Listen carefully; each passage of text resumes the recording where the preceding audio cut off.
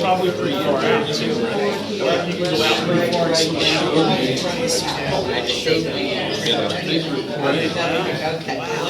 So she said,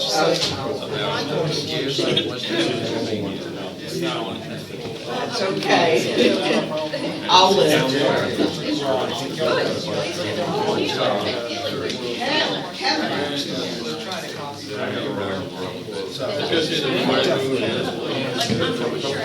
that's great. Yeah, nice truck.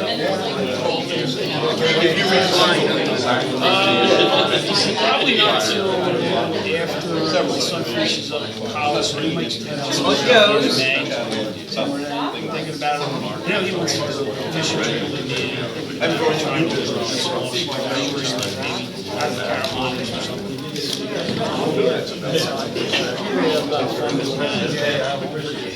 Owen's big in the downhill ski. Oh, wow.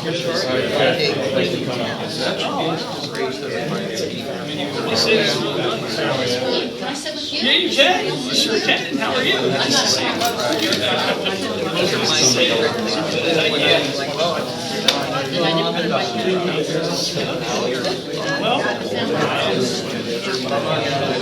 I'll tell you what, I'm Circulating under. So I don't have two seats. Let me baby over here.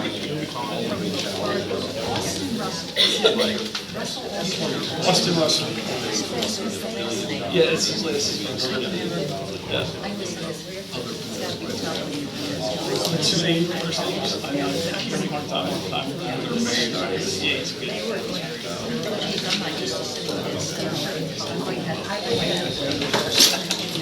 We can have this film live.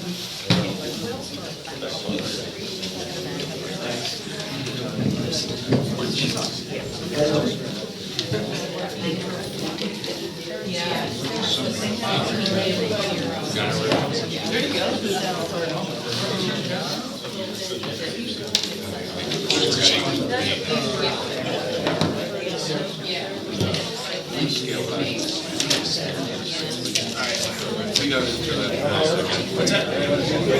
Yeah, we'll finish up this. Just stay around. Yeah.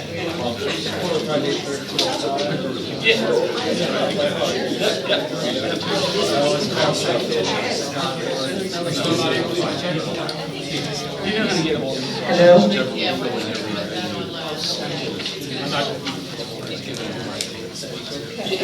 I'm like happy. How are you?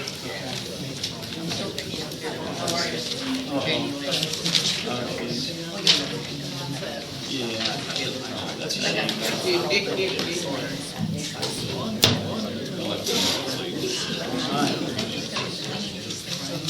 Okay, we're all ready? Pledge? Okay,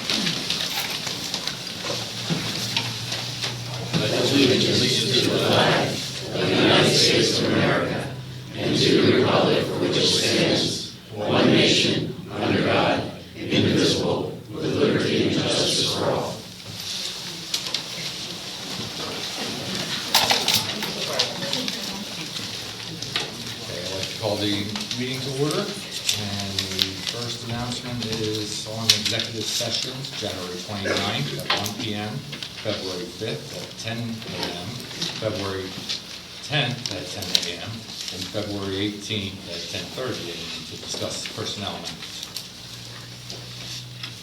Next on is the approval of the minutes of January 22nd, or 21st. I make the motion to approve the minutes of January 21st, 2020 Board of Supervisors meeting. And I'll second that. Any comments, questions? I just wanted to confirm that Kathy got the changes that I called in. I did. Thank you. Then I'm happy. Okay, that's one other question. Okay, you're right. Yeah. Okay, all those in favor? Aye. Aye. I make the motion to approve the minutes of the February 3rd, 2020 workshop. I'll second that. Any comments, questions? All those in favor? Aye. Next, we have the police report. Good evening. During the month of January, the police department responded to 223 calls for service, investigated 9 crimes, had no arrests, conducted 57 traffic stops, and investigated 8 accidents. Thank you, Mike. Next, we have the bills list. I make a motion to approve the bills list in the amount of $181,434.81. I'll second that. Any comments, questions on the bills list? Yes, Brian.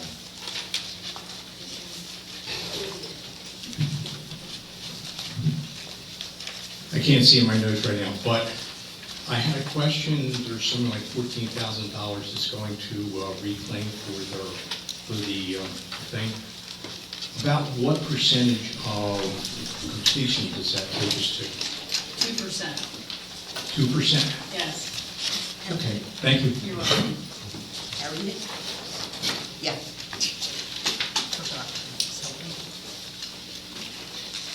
Any other questions? All those in favor? And next, we have the treasurer's report. Thank you very much. We have reports here for the period ending December 31, 2019. What we did was look at the balance summary, have that as the first page here so we can go over that. In addition to, on the following page, the budget to actual summary by fund to look at the variance to budget. And we have these figures being audited right now, so we're presenting that as far as what we have here for our statements to date. As far as our fund accounts, the general fund, the open space fund, liquid fuels, capital funds, and our escrow and sewer funds here come to a cumulative total township balance of $10,417,764.99. On the next page, when we're evaluating budget to actual summary by fund for the year 2019, you'll note in the general fund, if you look to the right-hand side of the page, for the budget itself in terms of revenues, we're at 99% of budget. So we had a 1% variance there in looking at some of the tax receipts we had, which was just slightly off, but we are very close to being on budget in terms of revenue. In terms of expenditures, we had about $387,000 under our budget expenditures for the year. That is related to the Fellowship Trail project, which did not come to fruition, as well as Bryn Coed expenses that we had budgeted for some amenities and also a contingency on the demolition that did not come to fruition within the budget period for 2019. That brings us to an estimated net income for 2019 at $351,292. And that is certainly subject to our audit, but that is in good shape for 2019 in terms of our budgeted figures for the general fund. The capital fund, we are drawing on our reserve funds for various projects within 2019. You'll note that due to that, we have noted here our revenue, which is actually the revenues. When you look at the actual audit, since those monies are actually reserve funds, you're going to see that as a deficit, which is actually spending that down. And those expenditures are $399,952. It is less than budget. We're very ambitious, looking to get projects done. Certain invoices are carried forward into 2020.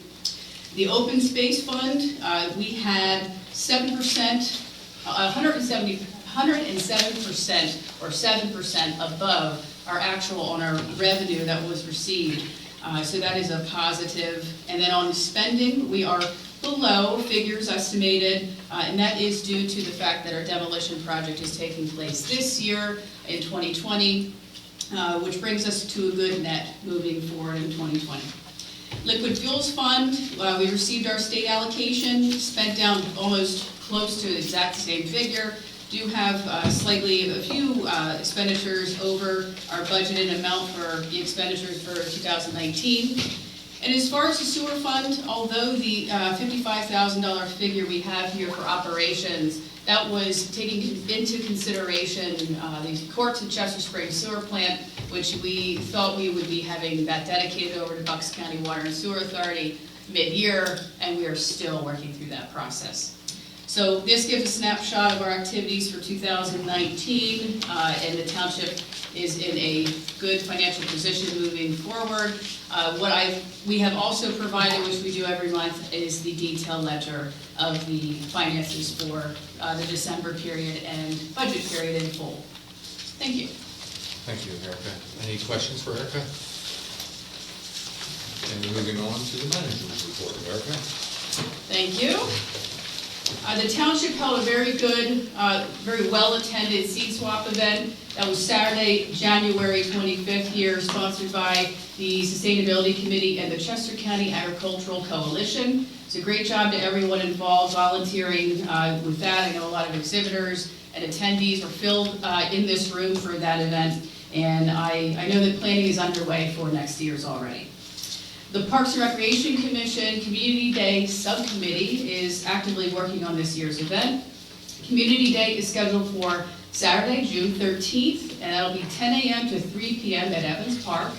The committee's putting together programs and activities similar to what you've seen in previous years, maybe a few changes here and there. We invite you to participate, volunteer, sponsor. We'll get all those forms and materials together here shortly as everything is finalized.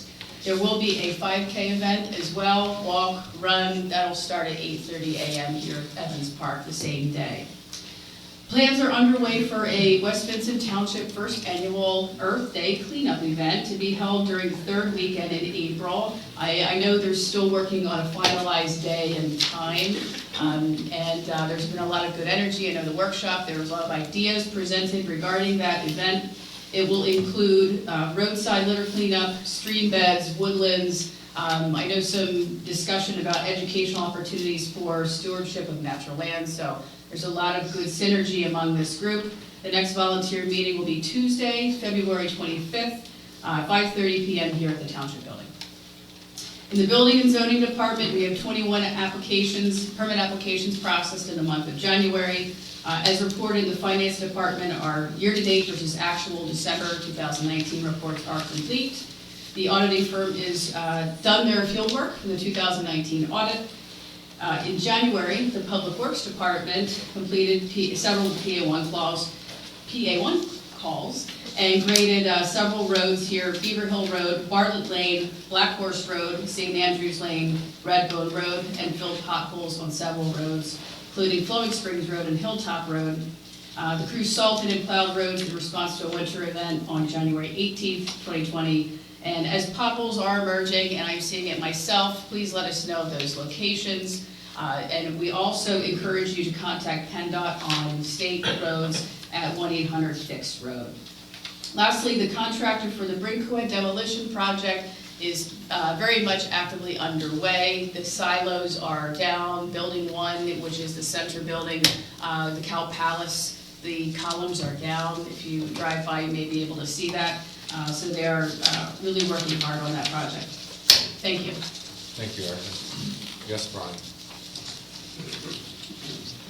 Comment on the road work. Black Horse Road, dirt side. I have never seen a crowned so well in years.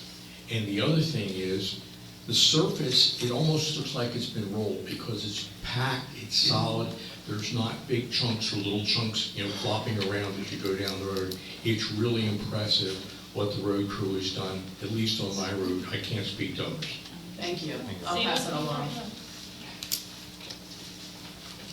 Okay, next on the agenda is a thank you letter to the police department from a resident in Find Your Lost Dog.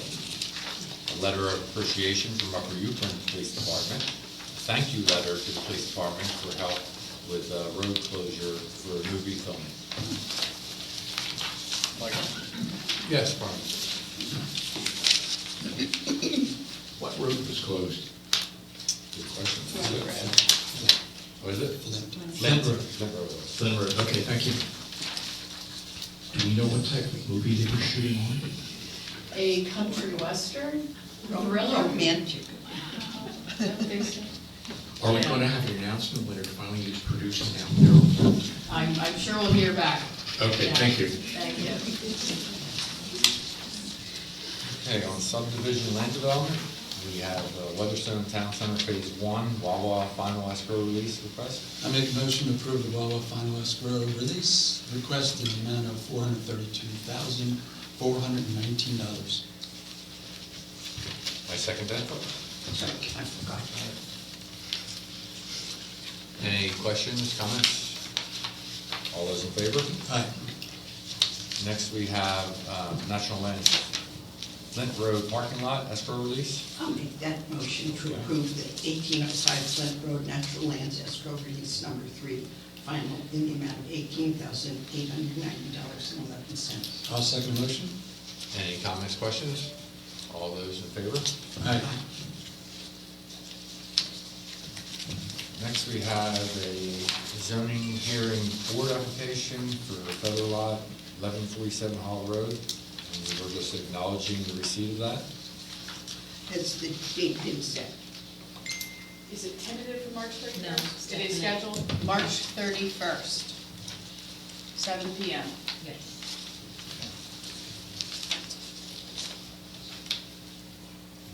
The next one is Next one 352 Black Horse Road subdivision and land development application. Resolution to approve. I make a motion to approve the resolution number 10-2020 for the final minor subdivision plan for 352 Black Horse Road. I second it. Any comments, questions? We have an applicant here, we're Okay. getting waved to us. Thank you. On behalf of the applicant, I'm Adam Brower with E.B. Walsh. I'd be happy to answer any questions, but you made the resolution, and thank you very much. You're welcome.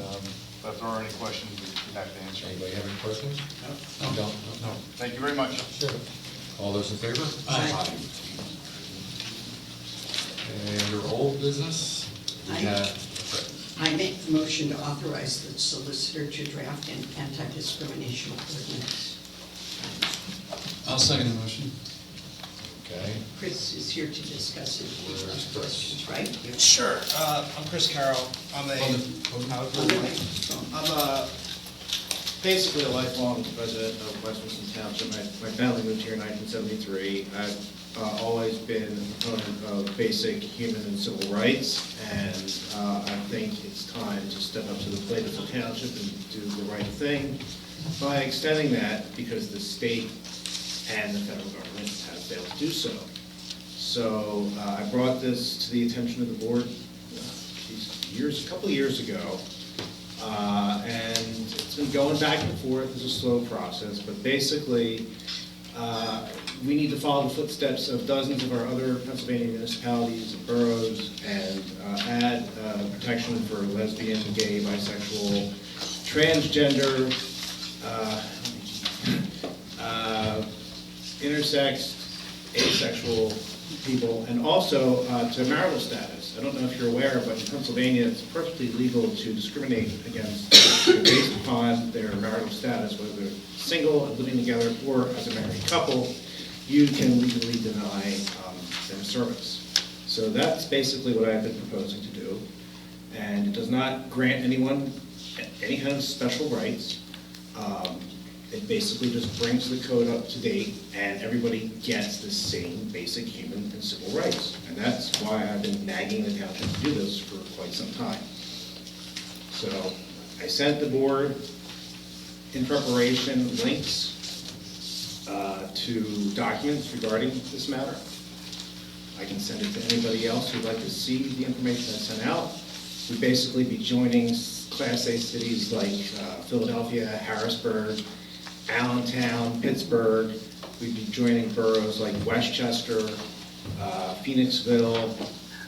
The list goes on and on and on, and it's basically time to codify these basic human rights that are afforded to pretty much all of us in this room, except for the people and classes that I've mentioned. So hopefully you'll never experience discrimination, but there needs to be a method to step in to stop it before it happens.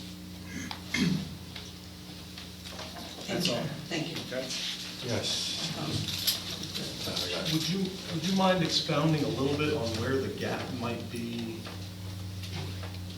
for those of us who Could you, didn't? you could ask John to. I mean, you're certainly welcome to as well back. I mean, What's missing here to the bike? well, basically, let's do a hypothetical situation. Okay, maybe an exercise in, let's go there. Right now, if you're a business owner or a property owner offering any kind of service to the general public, you can discriminate against people based upon actual or perceived notions of people. So you could say, as a business owner, you're an unmarried couple, I'm not going to serve you. Vice versa, you could be a married couple, and someone could say, you're a married couple, or I think you're a married couple, I'm not going to serve you, and I'm not going to provide the same services that everybody gets based upon that status. The same thing applies to lesbian, gay, bisexual, transsexual, intersex, and asexual people. They are not protected under the current code. So whether or not they are that categorization of person, or you perceive them to be that, it's illegal to discriminate against people based upon their sexual orientation, gender, or lack thereof. You're saying that every municipality in the state of Pennsylvania has a different set of standards? I'm saying, So here, I I'm saying, can jump in here. Chris, can we let? So essentially, right now, if you're in Pennsylvania, there are two ways that you can bring a discrimination claim. One is a federal claim, which is under the Equal Employment Opportunity Commission, the EEOC. The other is the state claim through the Pennsylvania Human Relations Commission. Those are the two. Under both of those mechanisms, the marital status and the sexual orientation, gender identity, and expression are not protected statuses. So if you're trying to make a claim saying that you were being discriminated on one of those bases, they're going to say, we don't have an avenue for you. You can't bring that claim with either the federal or the state claims. A lot of states do have that protected status. Pennsylvania does not. So what a lot of municipalities have been doing throughout Pennsylvania, passing ordinances such as this to sort of fill in that gap, to allow that claim to be brought initially through the local municipality, and if need be, that can then be appealed through up to the Court of Common Pleas of that county, so in Chester County, which again, this would provide a mechanism for those classes of people for discrimination that they otherwise would not have under the current state and federal law. There's no state or federal protection. I mean, Right. I'm a business owner, and I know that there are an awful lot of regulations concerning conducting business, hiring, terminating. Am I? Jim, it's my understanding that what we're doing is bringing protection to people who are not protected under the federal or state law at this time. And it's a pretty simple model we have is the one that Phoenixville passed several years ago. Others of our neighbors nearby have also passed it, and we're just trying to protect our people like they could be protected someplace else. Thank you. not only the people that live here, but the people that do business here. Carl? Yes. So, I understand, I know, I'm sorry, but. oh, so everybody's hearing, because you can hear me from outside. What? I would advise you not to tempt me, Donna. The idea that the township is going to create some sort of legal safe shelter for someone when it's the federal and state government that have authority.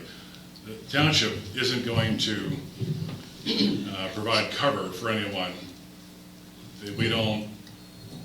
We're not more powerful than the federal and state government, and this would affect people and businesses within West Vincent Township, or just the employees who work for West Vincent Township? No, everybody. It would impact employees in West Vincent Township. So you wouldn't Employees have to of be any a business. resident here, but if you worked here, you'd be able to make the claim here. So if you're a resident who works here, then it would impact you. But Can we have an ordinance that only allows people with orange cars to work here? so. I don't think we have any business doing this. Well, at the this point. Pennsylvania Human Relations Commission Act does provide specific remedies that allows a local municipalities to form these commissions. So it wasn't contemplated in the State Act that local municipalities could create these commissions. Now, they cannot exceed the powers that are granted by the Pennsylvania Human Relations Commission. So if the PA Human Relations Commission says you can only be fined, $10,000, the local municipality can't say $50,000 if there's a fine. So it would be a commission established within the township. So that the purpose. primary purpose of the commission initially would be to an attempt to mediate any disputes that would come up. So if they were to receive a complaint, they would do their own initial investigation and try to mediate that between the employer and the employee. Hopefully that mediation resolves it. What this ordinance does is then provides the opportunity if council if the board so desires at a later time, to add an expanded procedures to that, which would allow them, that commission, to hold a hearing if they weren't able to come to any sort of mediation, to do findings to see if there was a discriminatory act, and if so, what the consequence should be for that. And again, if they find regardless of what they find, that person could then file an appeal of any finding to the Court of Common Pleas if they so desire to do so. So we're going to populate a commission of township residents or others. Oh, no, it would have to be residents on the commission. Okay. And then that commission would then go through this process if there were a claim. Correct. Whatever that claim may be. Who would pay for this commission? The township. It would be a township commission just like any other boards or commissions. So the local government is going to somehow interfere in this process when this is clearly a court issue that belongs at the county, state, or federal level. Well, again, the reason that if the township would wanted to do this ordinance, and the reason that other municipalities have done it is because there isn't a place at the county, state, or federal level to do so on these amount of claims. Wouldn't it make sense then to put the effort into getting the federal or state government to do that? And that is something Rather than having, Well, the federal Right, government 700. does have it on their agenda, or at least Pelosi Right. put it up on the table. so, And Chris has been bringing this to us, it's 3 years now, or 4, and every time the discussion has been, people have told him as he went to Harrisburg, well, wait, the feds will fix it. Well, the point is, the feds in the state aren't fixing it, and it's something that we can do. I believe that the commission people will be volunteers like our advisory committees, and one of us, I've got somebody in mind, would chair that commission. But I talked to Phoenixville, who's had this ordinance for, is it 3 years now? They have yet to need to convene their commission. Okay. They have 15,000 So, residents. we have as an opposed to issue? our 5,000. we have an issue that's a non-starter because no one has made a claim in 3 years in Phoenixville with a population 3 times West Vincent Township. Yet we're going to spend money, we're going to put the solicitor in the position of creating an ordinance, not a township policy for employment, which I'm all for. We should have a non-discrimination policy, which I think we have in the township, and that's where we should stop. Populating our ordinance with yet another several pages of rules, I think is crazy. This is not something that we should be involved in.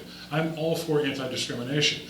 I'd be the first in line to force someone to stop picking on someone to stop bullying someone. I'll be the first in line, but it's not the township's business. It's a feel-good policy that we're going to spend money on that'll get us nowhere. In the meantime, it's a shiny object. Let's spend our time doing something else. Let's do something meaningful to someone and for someone, not a wish list of things that don't actually exist. This is not a problem that exists in the township. And we cannot, in good conscience, tell people here what we think they should do with their business when it's not regulated by the state and federal government. Put the energy into getting the federal government to regulate this. That's where it belongs. Thank you for your Thank you. comments. I agree.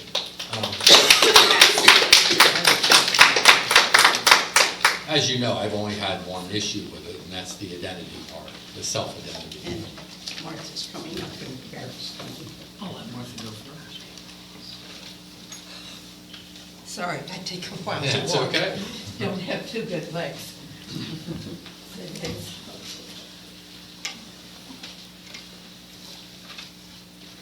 Just because something hasn't happened doesn't mean it can't. And actually, there have been some incidents that have not been brought to the township attention, but have injured the people who were affected. I don't want to bring names, I don't want to describe, because I don't have their permission. But I do know of 2 actual cases in which people who live in this township, but are from other countries, although they are American citizens, have been, in one case, pushed down with such force that she fell and hit her head on a concrete curb and had a concussion, which she's still dealing with, because she was not like the others, because she was different. And in the other case, someone was refused service because there was some misunderstanding, and the person serving thought he was something other than he was, and that caused a great deal of angst. I think we need this just to remind people. Not everyone is willing to do what you're willing to do. Not everyone is willing to stand up for someone who's being bullied. And it helps a lot if you have rules that say this is not acceptable behavior in this place. I have lived here since '76. I happen to love this township very much for many things. And I would be very happy to see it being willing to stand up and be counted in the favor of inclusion versus exclusion. Thank you.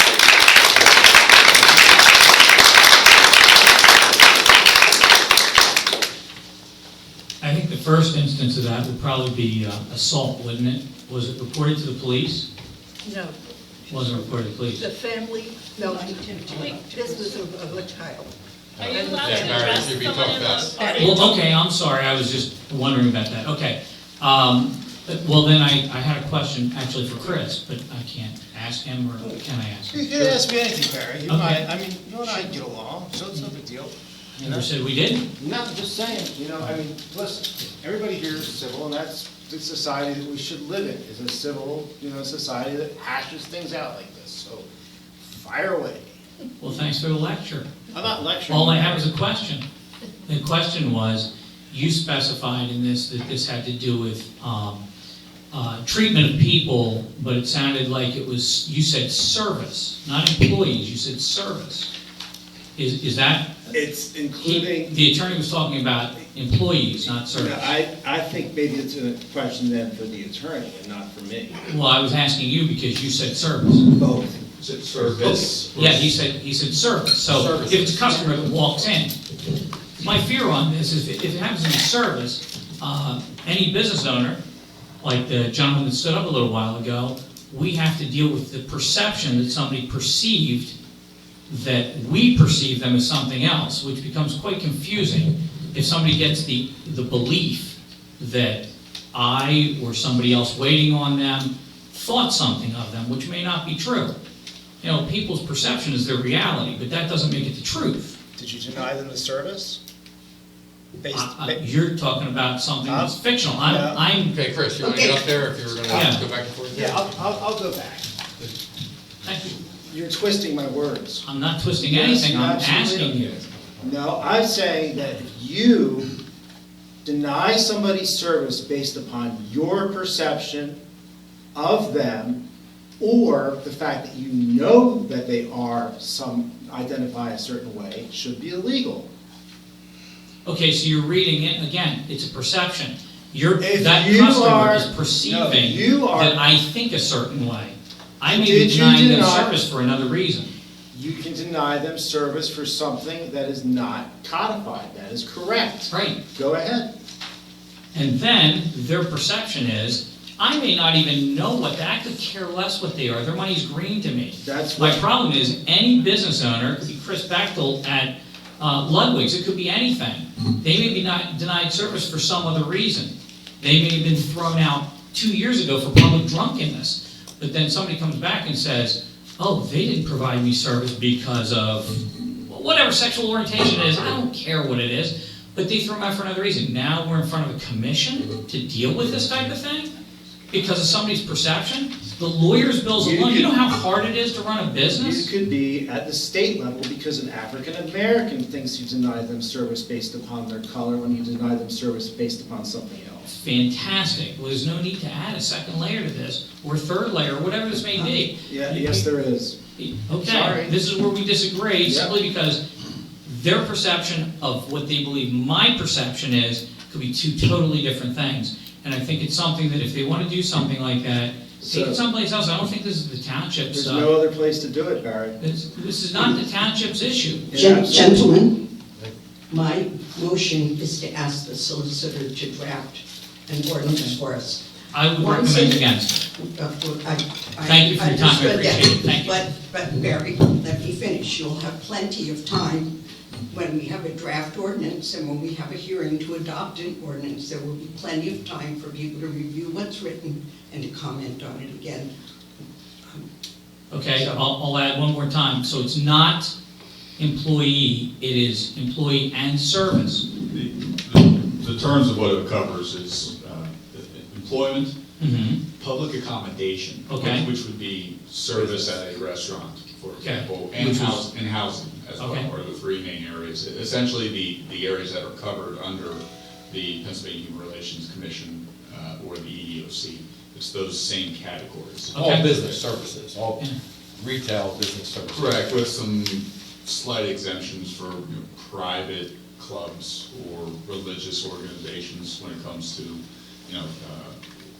you're not going to be forced, if you're a Catholic church, to hire a priest that's not Catholic. Right. That's an exception.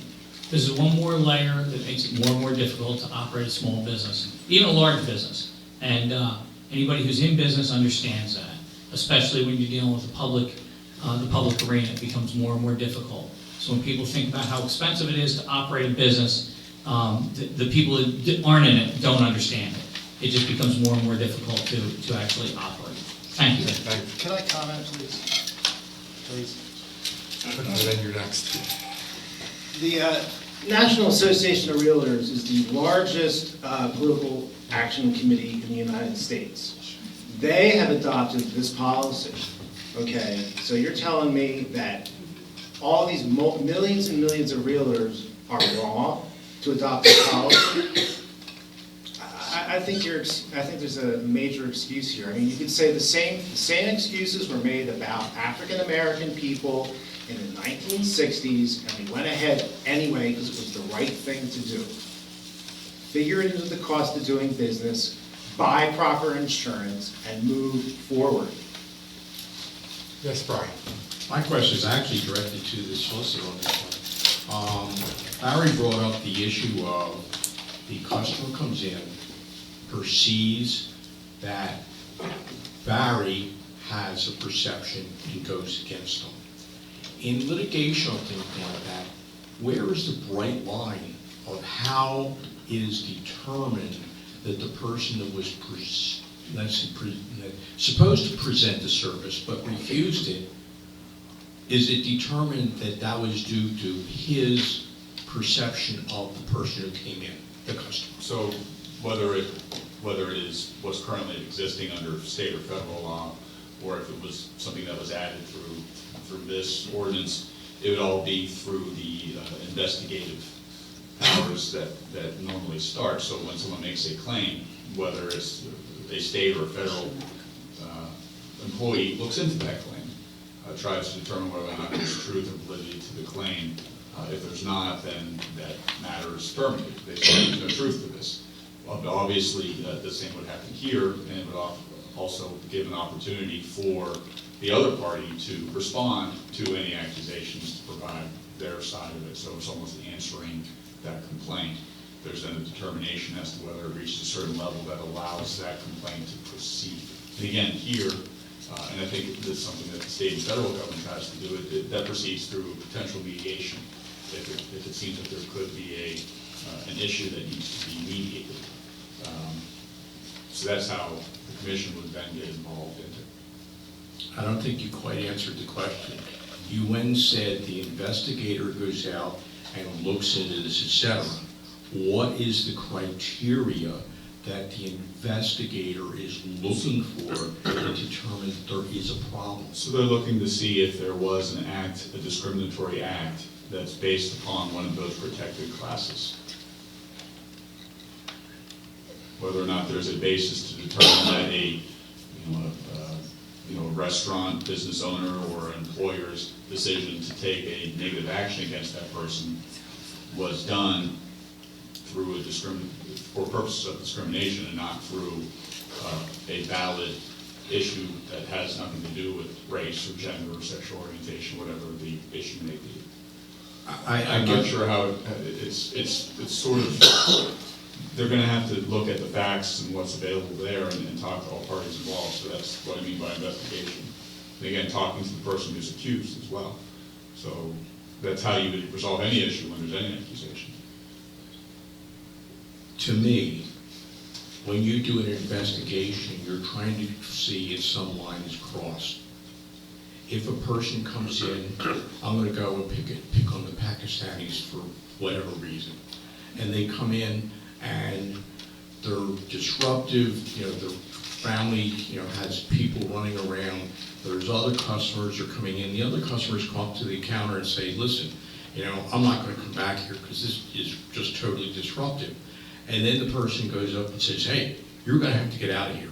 Okay, now the person comes back and says, they kicked me out because I'm a Pakistani. Because that's what would be in the complaint. How is this person kicked me out of the restaurant because of my origin? Yeah. So then they would then go to the restaurant, and the restaurant would say, no, I remember this incident. I kicked them out because they were being disruptive, and I was getting a lot of complaints from my customers. And then it would be a matter of trying to work out whether or not that's true through whatever facts are provided to them, and to see if there's a determination that can be made as to whether or not it was based on discrimination. But again, the way the process is set up is to try to mediate that dispute so it's not a matter of awarding money. Hopefully, it's a matter of trying to make sure that both parties understand what happened and how they can move on beyond that. I see this as basically you're going to have lawyers involved in this in your mediation. Oh, well, You are going to have lawyers involved, and it will cost money. It's a litigation hole, and it's a place where real money could be spent. I think it's really a dumb idea. That's it. Thank you. I would say that obviously if the other side wants to get an attorney involved, they can, but usually an attorney or a solicitor's office really wouldn't get involved in this unless there actually was a hearing. Because we'll have set up this commission. Yeah, that commission handle it. would handle that as well. I do have a question. I've been reading this stuff, and on the gender identity is the one I have the most problems with. I've heard that people get fired because of the use of pronouns. Would that apply to this? I mean, would an employer have to deal with getting charged for using the wrong pronoun to a person that came to their place of business? Could they file a complaint on something like that? I mean, you can file a complaint on anything like that. anything, but again, if someone tried to show that you purposely targeted them and tried to make their employment or service. But in any case, they could make that case, and this commission would have to review that, correct? Any claim. Any claim, right, This okay. commission would have to review. And this has happened a number of times. People have gotten fired for not using the proper pronouns. Or, making statements that there's only two sex, XX and XY. Communists have had that problem. People have been fired, and teachers have been fired for not using the right pronoun, even though they're using the right name of that person that person chose. And that's the only thing I'm worried about. Because, the gender identity thing is a identity, a self-identity. It's not. That's correct. And that, yeah, self-perception, and that makes it hard for the other side to be on board with that identification. They may not, they see a male, they're going to think male, and they're going to use male pronouns. They're not going to use female pronouns. And that's going to be, I think that's where a lot of these cases are going to come up. Yeah, I agree with you because, again, normally if they had a race or something that's substantiated, they're going to go through the state or they're going to go through the federal. Well, even if, but it's something you can identify with, a race and stuff. This one is harder to identify with, because it is self-identification. Right, and I would say that's the same as Brian's question as to whether or not there would be a basis for the claim as to whether or not that was an intentional act Right. and done with the purpose of trying to be Behind discriminatory. that pillar is a woman waiting very patiently. It's fine, for the solicitor, I just, I've investigated these claims as part of the Philadelphia Commission, so I just want to kind of share, I'm a lawyer, but I'm not speaking for the township, but just some of my experiences and kind of the process. And you raised a really good question, how do you know it's because of? And there's been case law going back to, since the passage of the Civil Rights Act, that kind of parses out, well, how do we know a certain adverse action, like something bad, first of all, something bad has to happen to someone. It's not just, I don't think they liked me, that's not gonna be the basis of a lawsuit. But trying to come up with the legal standard to determine the reason for that action. And oftentimes there are stray remarks, or there's also harassment has been considered to be an adverse action. So sometimes when a person is referred to, once or twice by, like a woman sort of, referred to once or twice by a disparaging remark, that's probably not going to be severe enough for it to be illegal. But if she's called that name every single day by her boss, yeah, that usually constitutes harassment. So there's kind of like a continuum, and the courts have identified those bright line rules of, well, at what point is it people just being weird around each other, and at what point is it something that's illegal, that you're being refused service because of who you are, essentially, these immutable characteristics. The other point I wanted to just kind of mention is, and I also have a business in Lower Merion, we've been under this kind of ordinance for a long time. Our employees and guests really like it. I think they like feeling welcome, that they're in a community that kind of cares about inviting everyone. Even if it doesn't come up that often, they also don't like convene their commission. I don't think they have like a mediation panel, but I don't think they've had to come to like a determination on any of those issues. And so it's more for, me as an employer to make sure I'm putting that in my employee handbook, and we touch on that as a protected class in our anti-discrimination and harassment training that we do every year with the staff. But it's something actually that someone specifically mentioned in one of those trainings, how much they feel, they appreciate that that's a protection that they get in Lower Merion, because anywhere else in Pennsylvania, they could be fired for being gay. She says she has a wife, it's totally legal for her to be fired.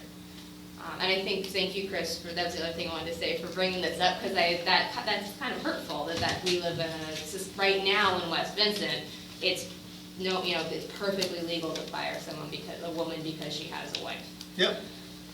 And that's kind of sad. The last thing, I've also litigated these cases, and I think having these kinds of rules in the books actually reduces litigation, because I, as an attorney, can go to a condo board and say, hey guys, you said you couldn't rent to this person because they're a single woman. The ordinance says right here you can't do that. And usually they go, oh, we didn't realize that there are laws that apply to us. Okay. Sometimes they'll say, oh no, that's not the reason, and the reason was, I don't know, we didn't like their source of income or something like that.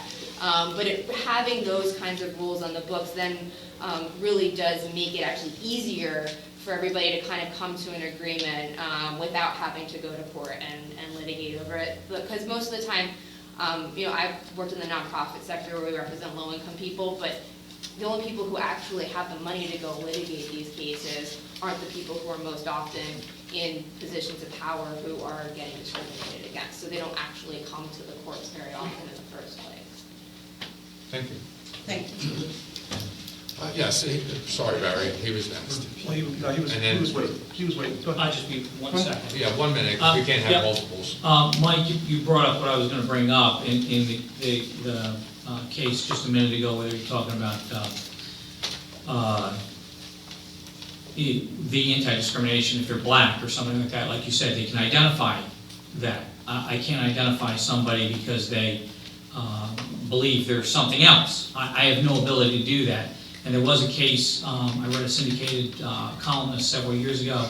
He met a guy that owned a big neon sign shop in Chicago, and he fired somebody, and they sued him because they said he was fired because he was gay, and he got in front of the court and he said this will be a slam dunk. I fired him because he didn't do his job. And when he got up there, his defense was pretty simple. The federal government doesn't allow me to interview him. I can't know his sexuality. I never knew his sexuality. They ruled against him, and they said, really, after he works there a few months, you know. Really, that's pretty poor, but he lost. So this is the type of road we go down with a lot of these things. That's all I have. Thank you. Thanks. Yes, sir. Thanks. Just real briefly, I hope, I'm looking just for some clarity. You've mentioned the Pennsylvania Human Relations Commission and the EEOC.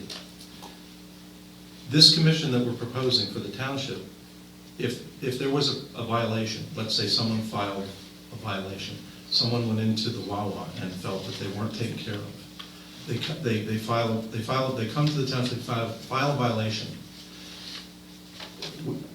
Where does that go once it's adjudicated here in this commission? I mean, There's a fair and amount what of is the process. judicial weight? What's the weight of our commission in the grand scheme of things? Obviously, almost like any other ordinance, that there can be a determination that's made. It can always be appealed to the Court of Common Pleas if it comes through our commission. So that's where it would go. So if you're appealing our commission, it would then go to the Court of Common Pleas because it's an appeal of a determination made of a local agency. Are we catching all of the things that aren't covered by the young lady that was just, is this ordinance intended to catch all the things that aren't covered by the Human Relations Commission and the EEOC? Yes, this ordinance does cover up those gaps and that's the gender identity, gender expression. Does anyone know when the Pennsylvania Human Relations Commission intends to address this? Is every municipality in the state going to have to wrestle with this and have a different set of rules? That doesn't work. Or am I Come to the microphone. Or am I We've got an expert coming up, but. I'm not an expert. I don't live in the township, but I work in the office of State Representative Danielle Otten. And just to, I think, the earlier point about how this should be addressed at the state level, there are bills in the legislature and they have been introduced in consecutive sessions, similar bills. Right now there's one that's sitting in, I think it's in Judiciary Committee, it's House Bill 1404. It was introduced by a representative out in the western part of the state, Representative Frankel. And it would, he pointed out in his co-sponsor memo that he circulated when he introduced the bills, right now it is legal in Pennsylvania to get married on a Saturday and fired on Monday because you married your same-sex partner. So it would address exactly this. The state of Pennsylvania did, some years ago, put in anti-discrimination language for state employees. So state agencies cannot discriminate on the basis of everything we're talking about.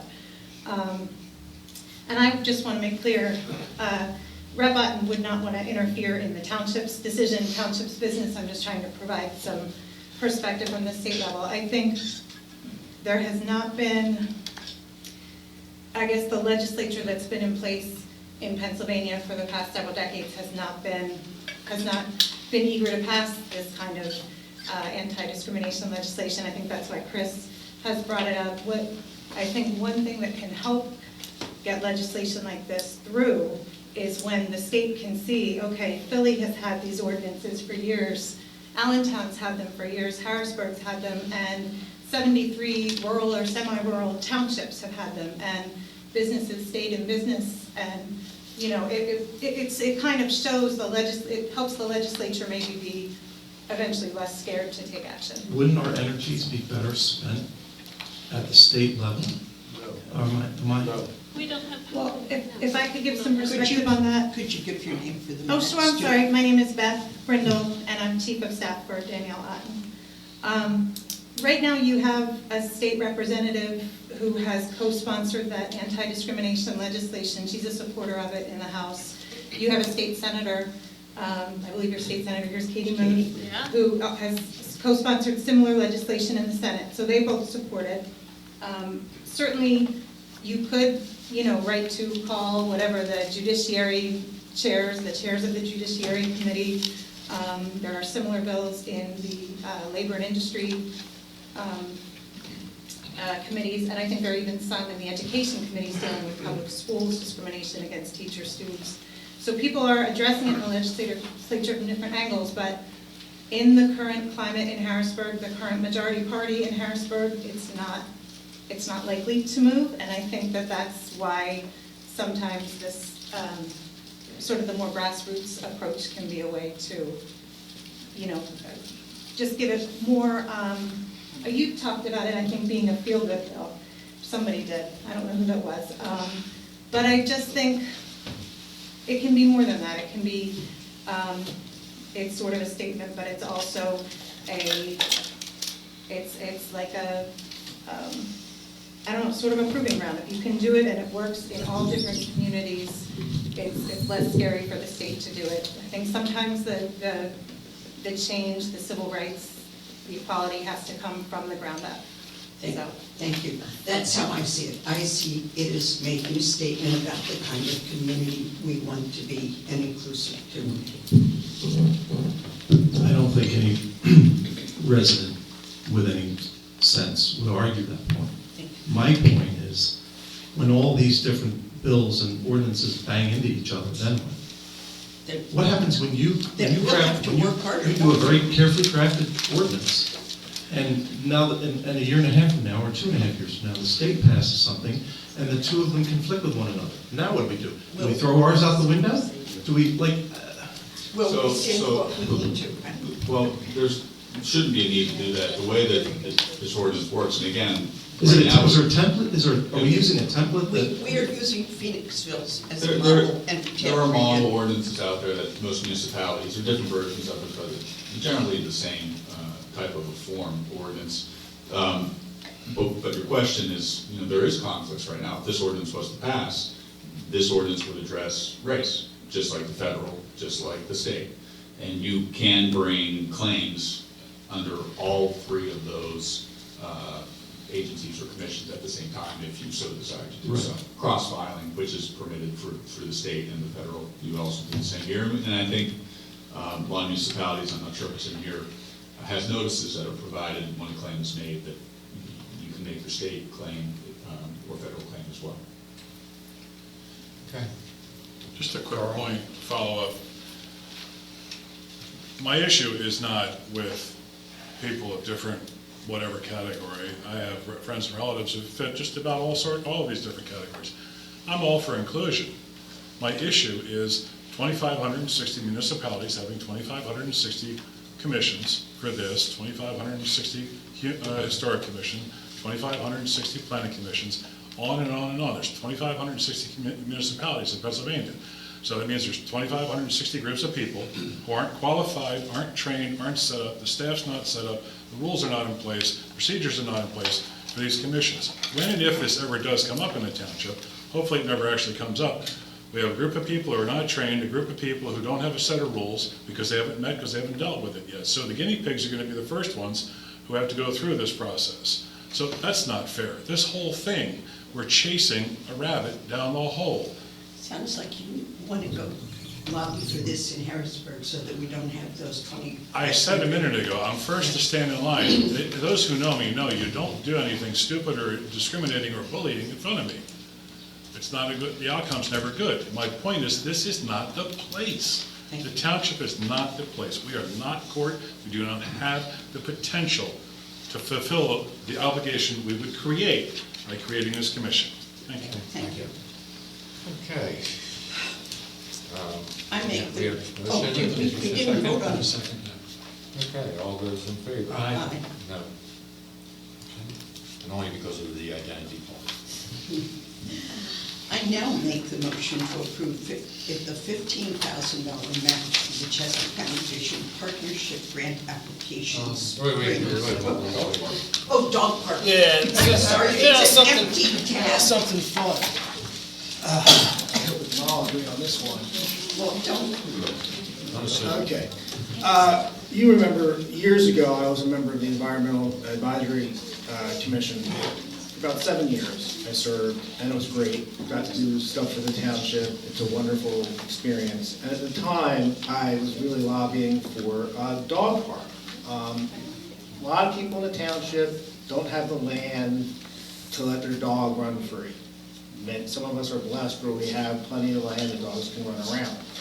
Our township's growing, we need to have a fenced-in dog park. We have the space to do it.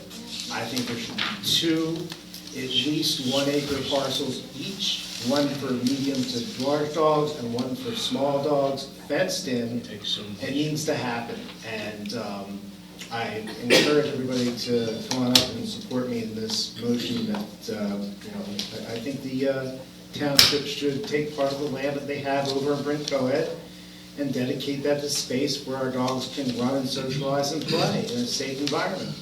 That's it. Thank you. Chris, thank you. Let me just chime in here. So I've been researching this over the last couple of years, and when I was out campaigning, say 3 years ago, there was just this outpouring of desire in the Weatherstone One to have a dog park that was going to be close to them. So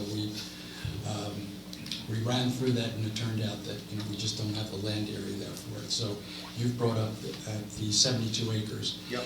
And in my researching that, it's turned out that we might not be able to, depending upon how the easement is written. So Brian Suttermeyer still here? No? He left, Okay, it's well, his you're not? birthday.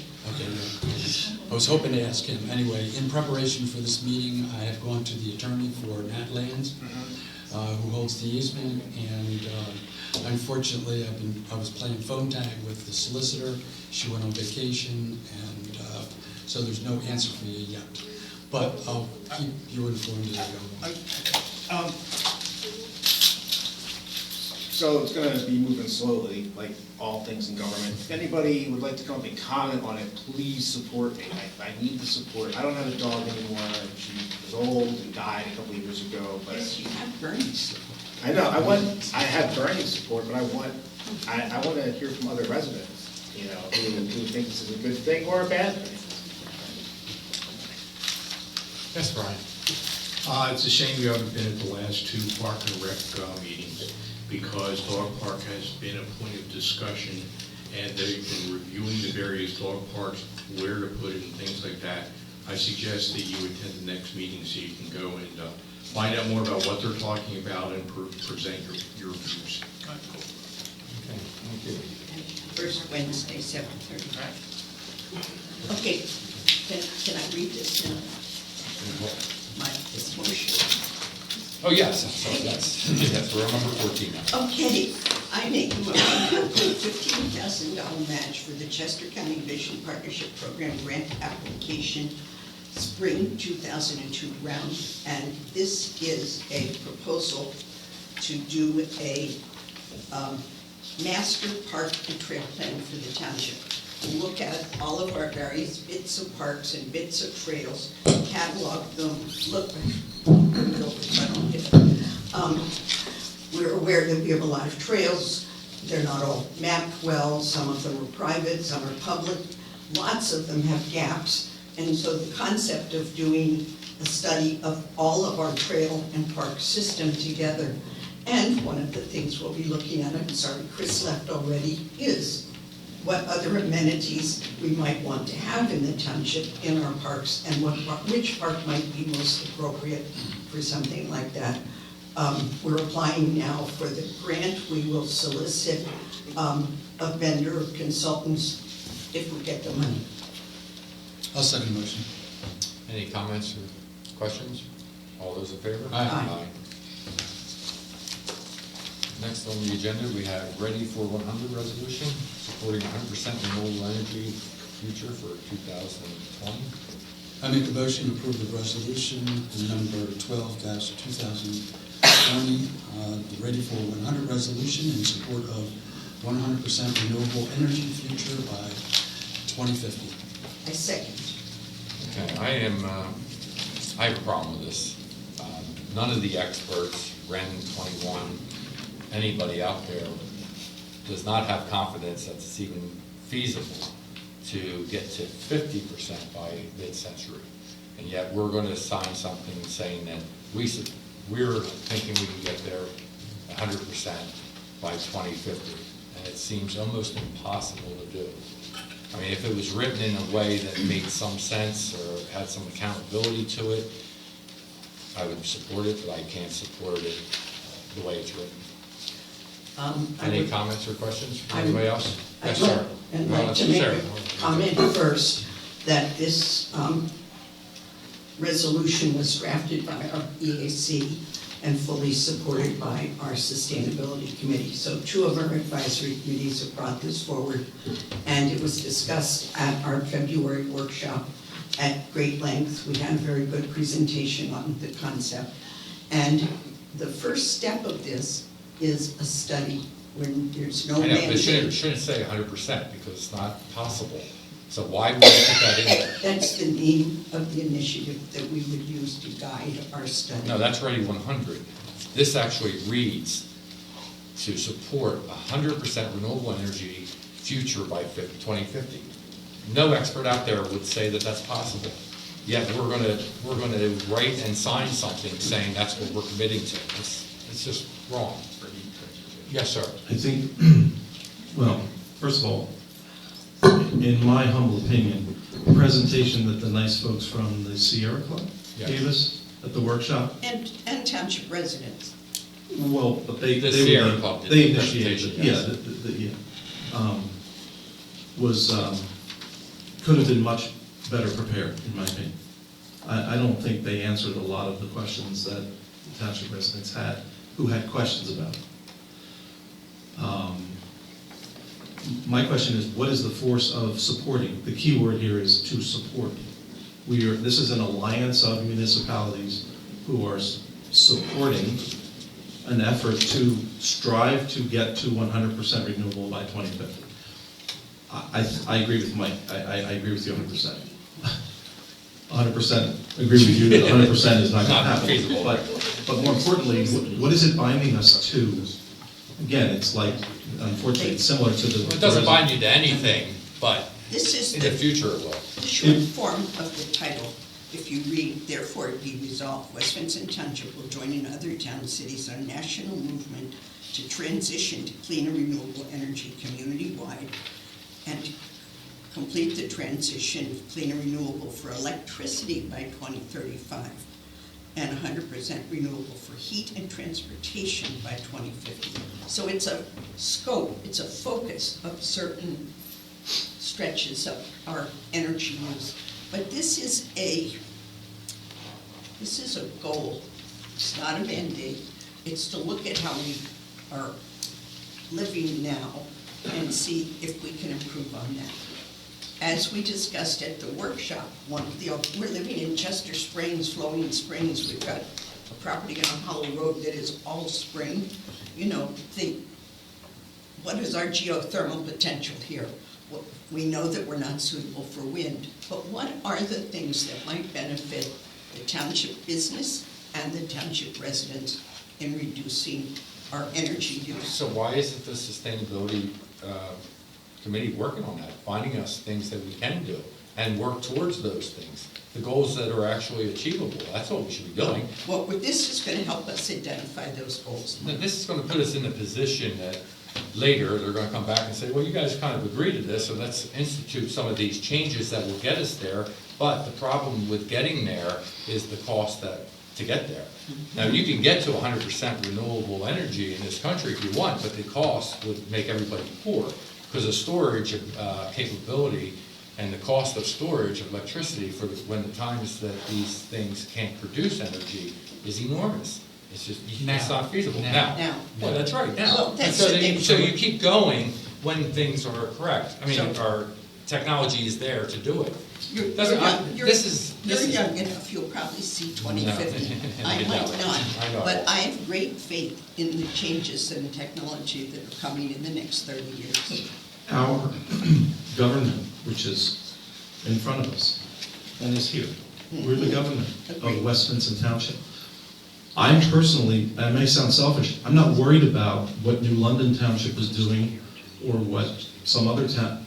If our government here in West Vincent decides that it's cost effective to put solar panels on the roof to run the building, and someday, when we're all not here, to have electric trucks plowing snow and hauling gravel, and be 100% renewable in our township, we can't compel the residents we had that conversation at the workshop. You can't compel the residents to all put geothermal systems in their house unless you're willing to pay for it. So that's not going to happen.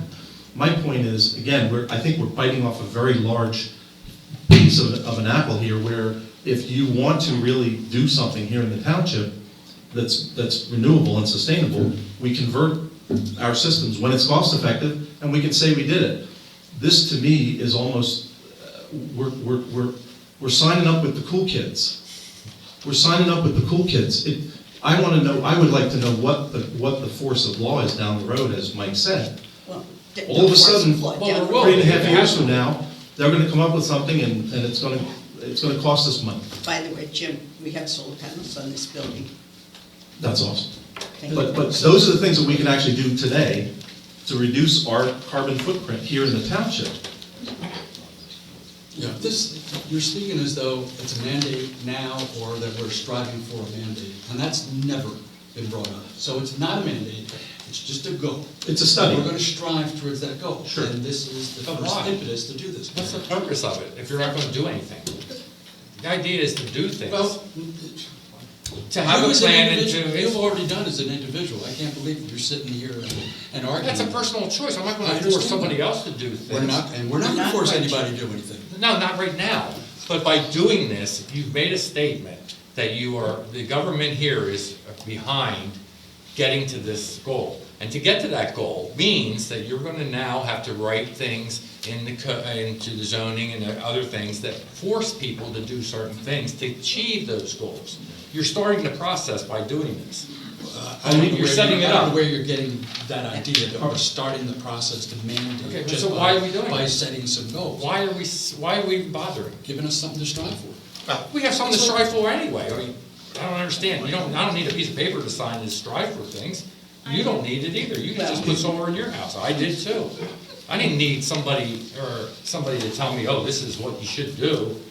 It's just something you do. But is our objective to do this in our township? Or is our objective to be in a collective, a collaborative?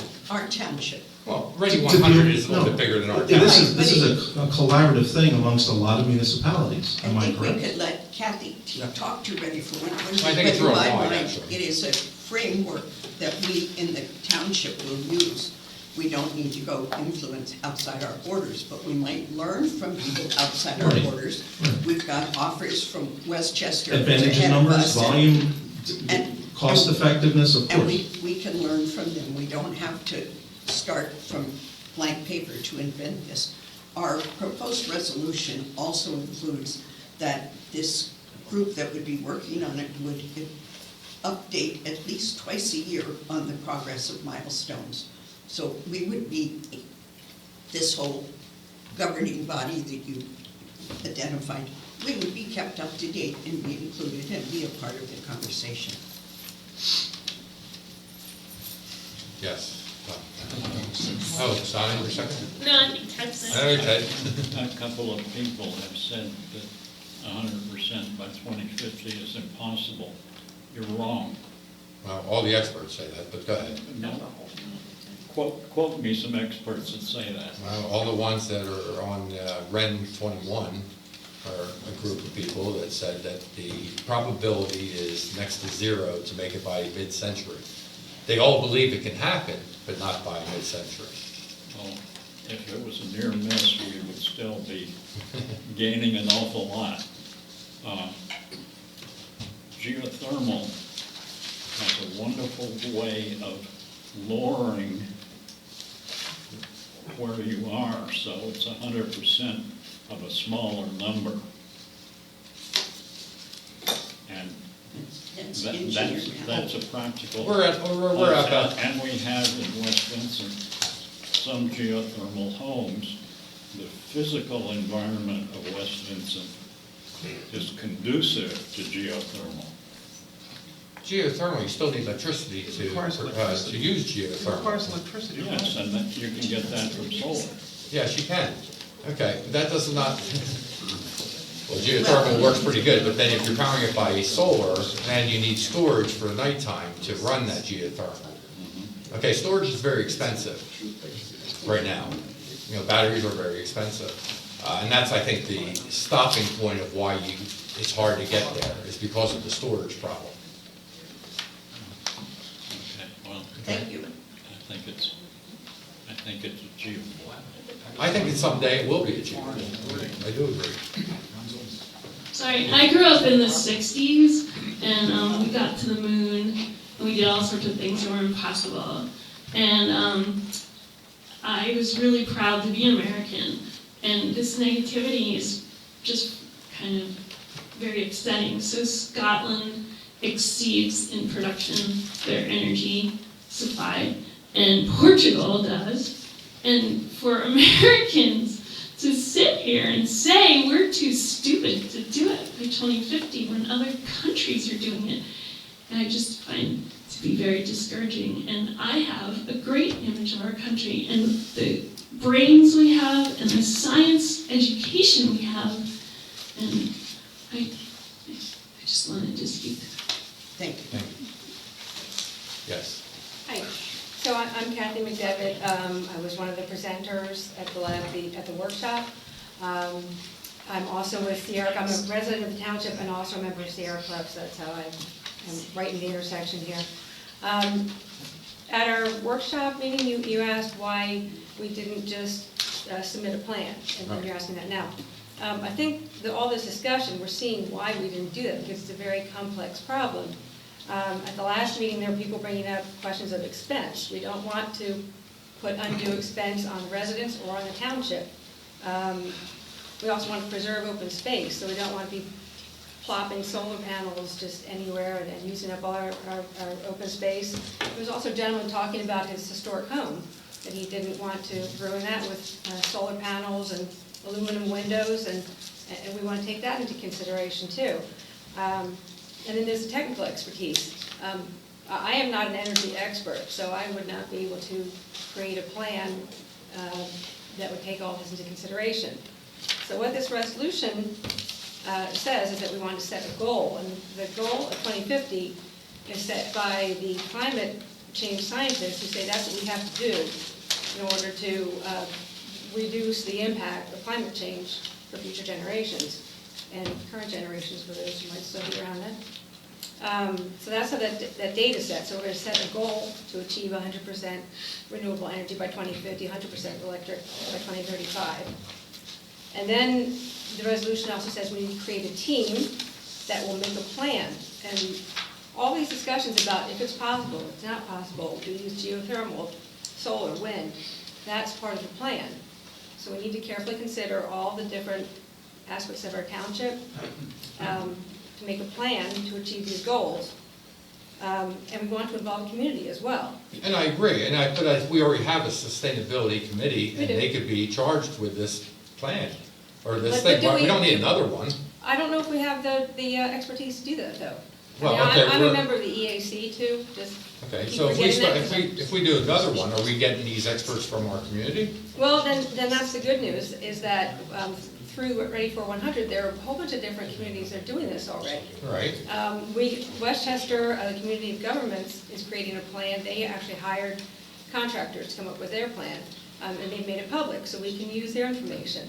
And I just saw today that the Chester County Commissioners voted to appoint 15 individuals to a new environmental and energy advisory board. And the main goal of that board is, and it's the first task, is to establish a climate action plan for Chester County.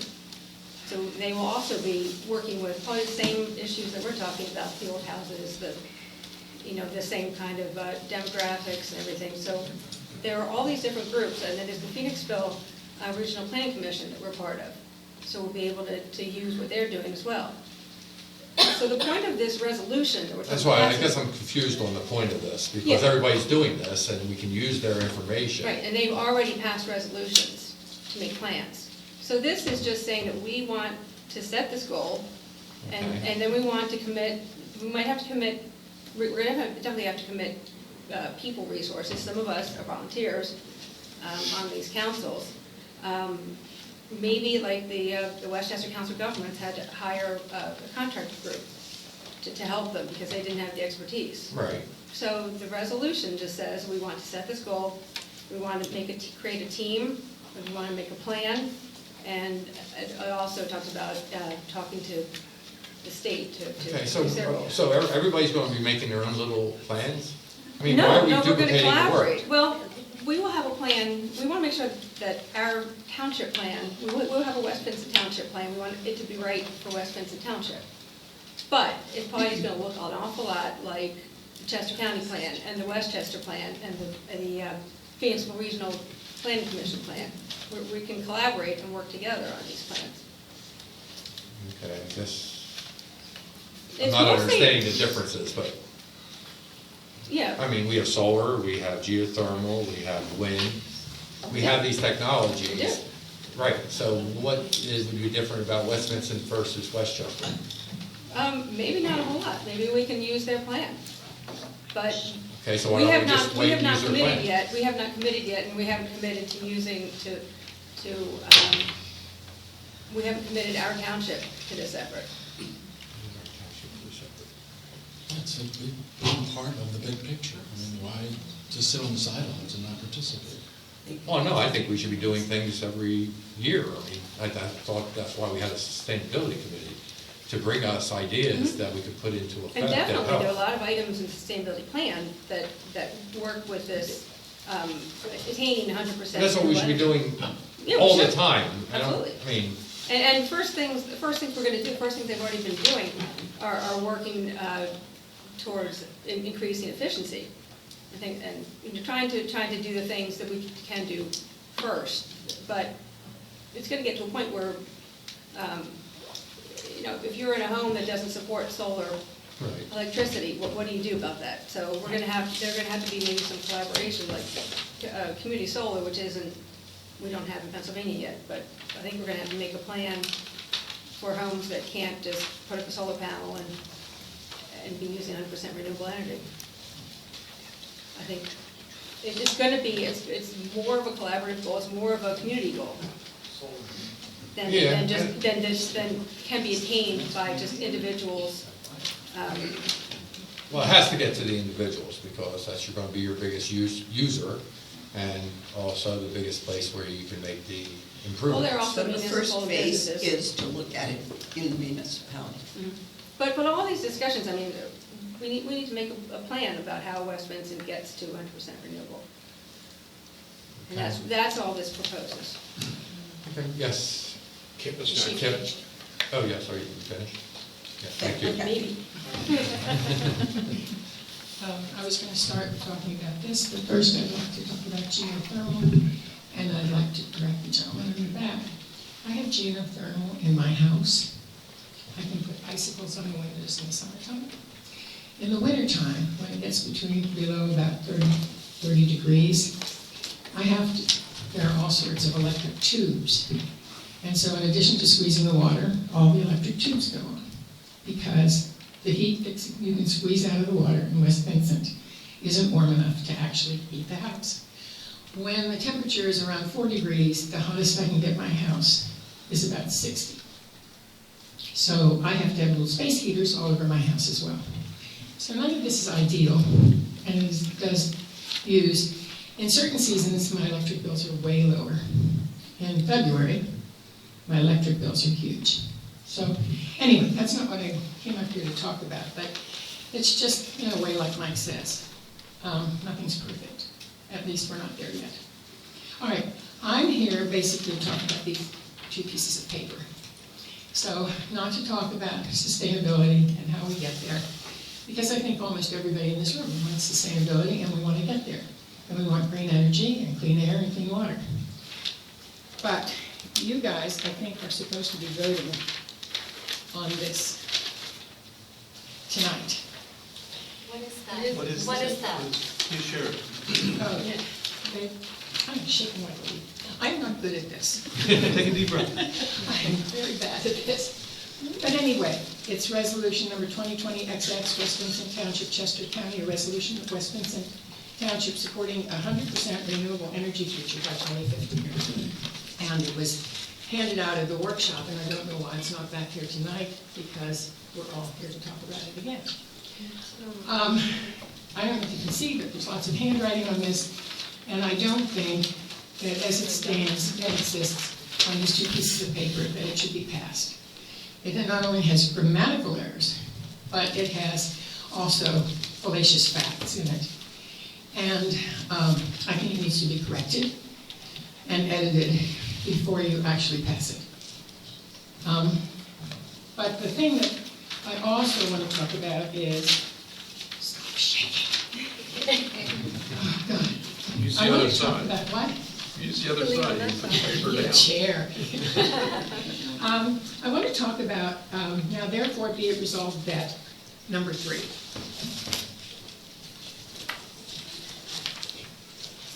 The Board of Supervisors will provide, can you hear me? The Board of Supervisors will provide guidance for commissioning a committee that can include members from the West Vincent Township Environmental Advisory Council and Sustainability Committee, and additional township residents and local stakeholders, and/or a consultant that will draft an energy transition plan.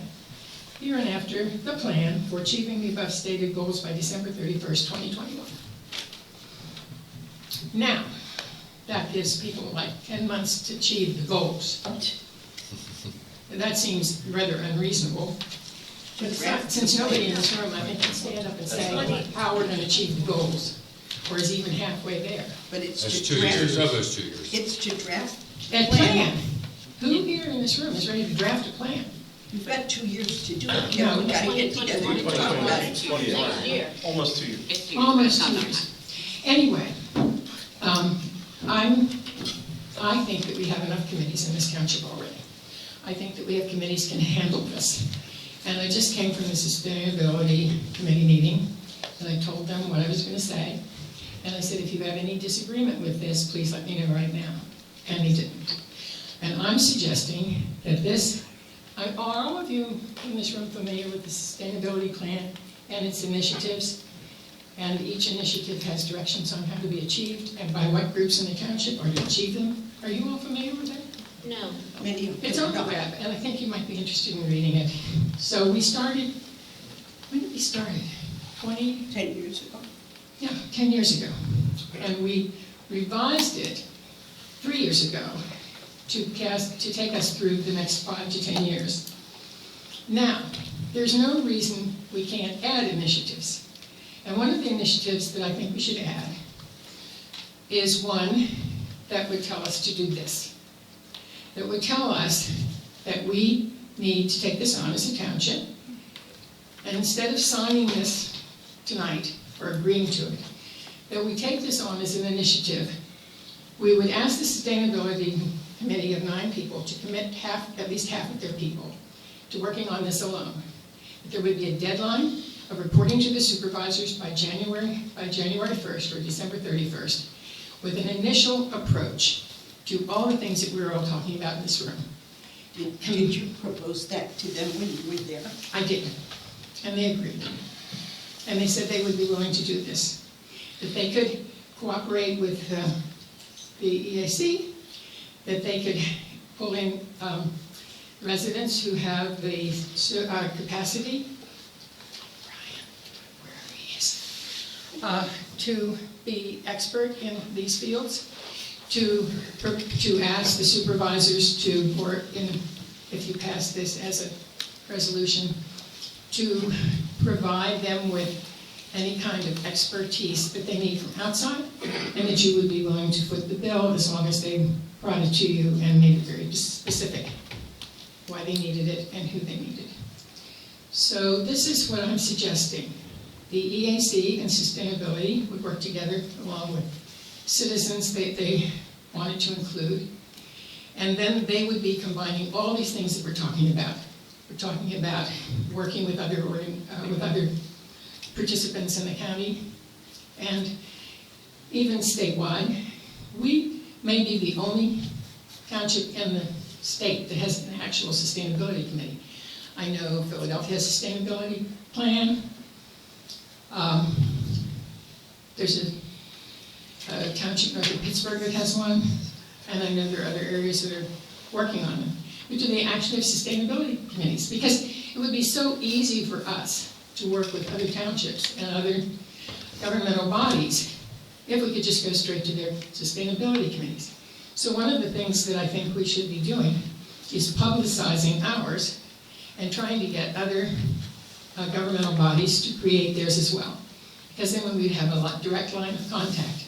So there are all sorts of things that could be put into this kind of directive and sort of lay out a roadmap for where we're going to go. And then in January, maybe we could vote on one of these that wasn't quite so wrong. Okay, thank you. Yes, Brian.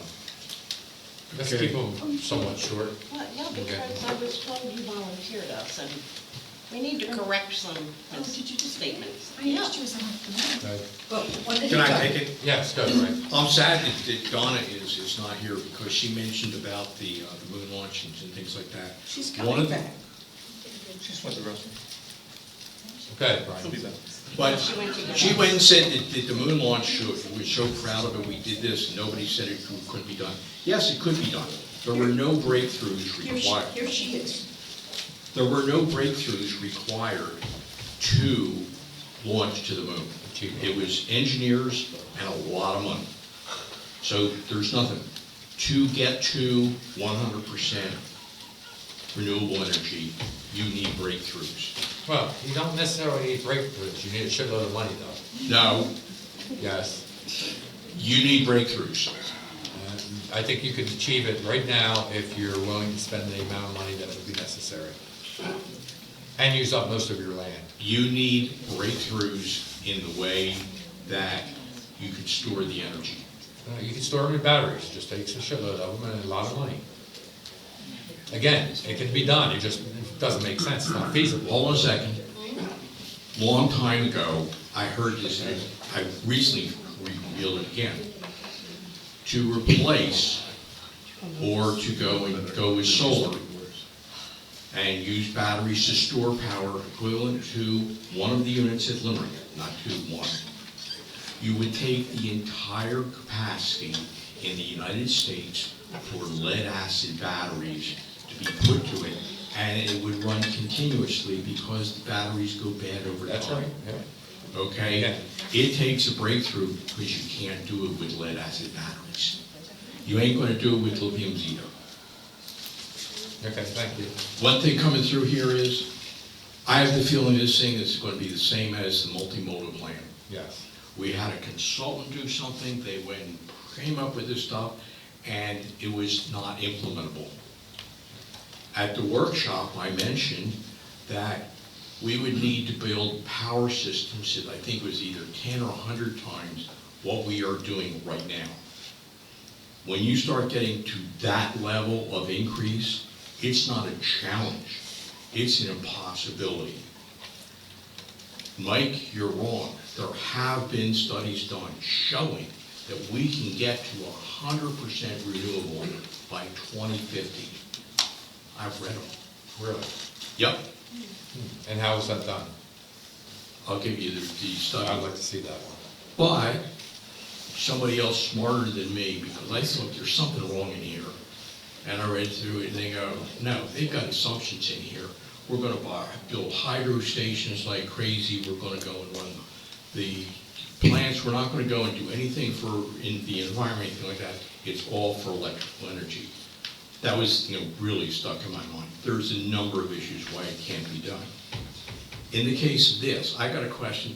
Bernie, would you vote for this if it has a false statement in it?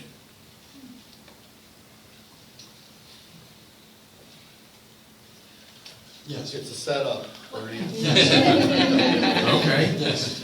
How about you, Sarah? How about you just say what the statement is? Why don't you tell us what you're talking about, Brian? I'll let you do I want to go and give you a list? Well, I'll give you the prime one. This says that renewable energy will be defined as carbon-free and pollution-free energy generated sustainability from renewable sources such as wind, solar, small hydro, tidal, fuel cells, and geothermal. Okay. Fuel cells don't make carbon-free energy.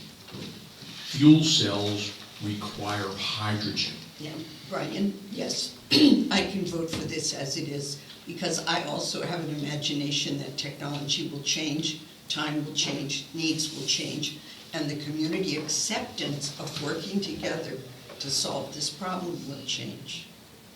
Sarah, it's going to take a breakthrough. I've been looking at hydrogen generation for a long time. I keep seeing articles come through with it, you know, a new catalytic high temperature method, et cetera. There's ways talking about doing, it ain't gonna happen. It's not gonna be commercial in the time frame you're talking about. You're talking about 15 years for stuff to develop from the initiative to widespread adoption runs 5 to 10 years. Let's make a date to be back here in 15 years and check on it. All right, thank you, Brian. Could I say, I wanted to get confirmation from the Sustainability Committee, and a couple of them left their meeting, and they'd like to get back. Yes. Well, Okay. we've got one We more got one person more. before they get Actually, there. I've got a whole bunch of them, but it looks like we're not gonna have time for it. No, I think we have to shut it off. Sorry, Brian. I'm gonna be like 30 seconds. We didn't volunteer. Yes. How's that? Need to do this fast. Hi, how are you? I'm Julia Brandel. I've never been up here to speak before, but I have a couple of questions. God willing, I will be here in 2050. I'm one of the people in this room that actually has a shot at it. I live in a house right now. We have solar. We have a wood-burning tarn that heats our house. We have a propane backup. Are you telling me that I do not have the right in 2050 to choose how I'm going to heat my house? In a free country, if it's 100% sustainable or renewable energy, I no longer have the right to use propane in my house? No. Well, then what's 100%? Yeah, What's 100% you renewable? have to agree with her, because if we get to 100%, she will not have those options. I lose my right in the United States of America to heat my house with what I want to heat my house with. It's that simple, right? Can I respond here? Yeah. Okay, so the goal is to have 100% renewable by 2050 for heating. So we would provide advice on how these things can be done, how you can do it, not using things like propane. I think you're right. I don't think we can come into your house and force you to take out your propane tank. No, but we can outlaw propane use, we can outlaw fuel That's what use, you're we can outlaw all that's those what you're things saying. if we No, have to. I'm not saying that. And I mean, I would think, I'm just gonna say, I think a better idea is maybe say your primary source could be renewable, because let's face it, even with geothermal right now, you cannot heat a house in the dead of the winter with straight geothermal. You have to have propane backup or some sort of other backup. It doesn't do it, just like whoever said it earlier, her house doesn't get hot enough. It just can't do it. Now, I'm not saying that the technology won't be there next year or 10 years from now. 30 years. Or 30 years from now, but do we want to make a promise now that we're going to be able to do it? But we're not promising the plan right now. We're promising to create a plan. Right, but the whole idea of creating a plan that the goal is to get to 100% sustainability or renewable energy, I think is kind of an unreasonable plan. I really think it's... The reason for it is, I don't know if you were here for the workshop. I mean, I don't know what you know about climate change, the effects of climate change that we're looking at are pretty horrific if we don't make these changes by 2050. The air pollution is a problem. We hope that with these plans that we will be able to provide alternatives that will make it attractive for you as a homeowner to switch. But what if I don't want to? What if it's not that attractive? What if I still want to heat my house with propane? Yeah, I don't think that should be part of the plan. It comes So Yeah. Excuse me, 1 second, go ahead. Just to make sure, this is a resolution, it's not an ordinance. This in of itself does not change any laws or impose any laws. It's a plan. Right, well, I understand that. So your concern would be, let's say we're getting to 2040. Based on this plan, will the council in 2040 try to actually pass laws to make that change? Obviously, we can't speak to that, but this But they have resolution. But they have to reach the goal. They Right. have to do things to reach the goal. And the only way to reach that goal is to force people to do the things that are necessary to reach that goal. But the goal is not a mandate. No, this is not a mandate. Right. Correct. In the future, after the plan is Striving developed. towards a goal is not a mandate. And as we're creating the plan, we're inviting, but the people who are creating the plan will be inviting the residents to come and join. You are welcome to participate in creating the plan. and bring those Right. concerns. Well, I'm just saying, I it's- totally get, I'm totally with you, we have a propane tank too. And I don't think that the point of this is going to be mandating to people what they have to do, but that's gonna be all part of the plan. So if that's a concern, you are invited to participate. certainly what it sounds like to me. And as I There's a said, goal, we're setting a goal and that we hope to get to, and it would be great if we can provide options that are attractive enough that people choose to switch. And we're gonna have to talk about what if they don't. That's gonna have to be something we talk about. what if they don't? They don't. No. I mean, it's not that's that the thing. easy. That's the thing. If I don't want to switch because I don't want to put in a new heating system, or I don't want to do this, or I don't want to do that, am I going to be forced to do it? But you may That's not- my question. You may not have any choice. Right, and that's the problem. But that's part Why of don't the- I have a choice? Well, This just whole like plan anything is else a- in life, you don't have choices when government Join- gets involved. join the Right, that's why government shouldn't get involved. That's why this is, I think that you can say, hey, this would be great if your primary source, your primary heat source, or your primary cooling source was solar or geothermal or whatever. But to force people to, listen, I'm in real estate. Like, I know that people are gonna freak out when they get, all of a sudden, they move into a township and they're told, you've gotta take this heating system out and you've gotta put this heating system in because you're not allowed to do it anymore. I mean, I think that everybody sits here and says, oh, this is gonna be so great in the future and all of these different things. But I don't know that it's all that realistic, and I don't wanna be forced to do anything like that. Listen, we have solar. We are heating our house with wood. We are about as renewable as you can get at this point in time. I think set the bar there, but don't take that little bit of, the propane or the natural gas or whatever.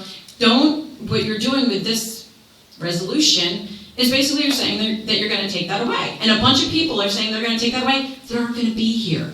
That's what bothers me. Well, I think in 30 years, your heating system probably won't be here, so No, hopefully well- we can persuade you to replace it with something. Like a tax credit? I don't That's know. one. I think a tax credit would be the way to do it. I think if the township wants to mandate what kind of heating system you're gonna put in your house, it's gonna have to be a tax credit. That's all I'm saying. Just like with solar, everybody got tax credits for solar, it's gonna be a tax credit. Join the Yep. planning Good board. idea, thanks. Yeah, Thank you. just saying.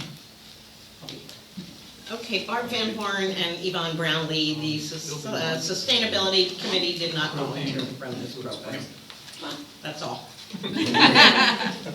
Now we have to go back and do our goals. All right, thank you. We're still working on this, but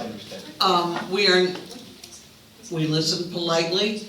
We think it's a reasonable idea, and I'm hearing, unfortunately, a certain amount of crazy talk here. This is a goal. This is an idea. This is something that people work towards. Nobody is saying, we're going to force you to do this. We're going to mandate that. No, people, no. That's not what we're talking about. We're talking about ideas. Brian is saying, well, you've got to have breakthroughs. Well, hopefully we will. If we don't, then these ideas are not sustainable for us in the future. But we have to be looking to the future and hoping that these things will come about for us. And I'm hearing people say, well, they're going to force me to put a new heating system. When has this ever happened that something like this was required of our citizens? It's happening already. In terms of what? Heating systems, you can't go below 13 SEER, I think, anymore.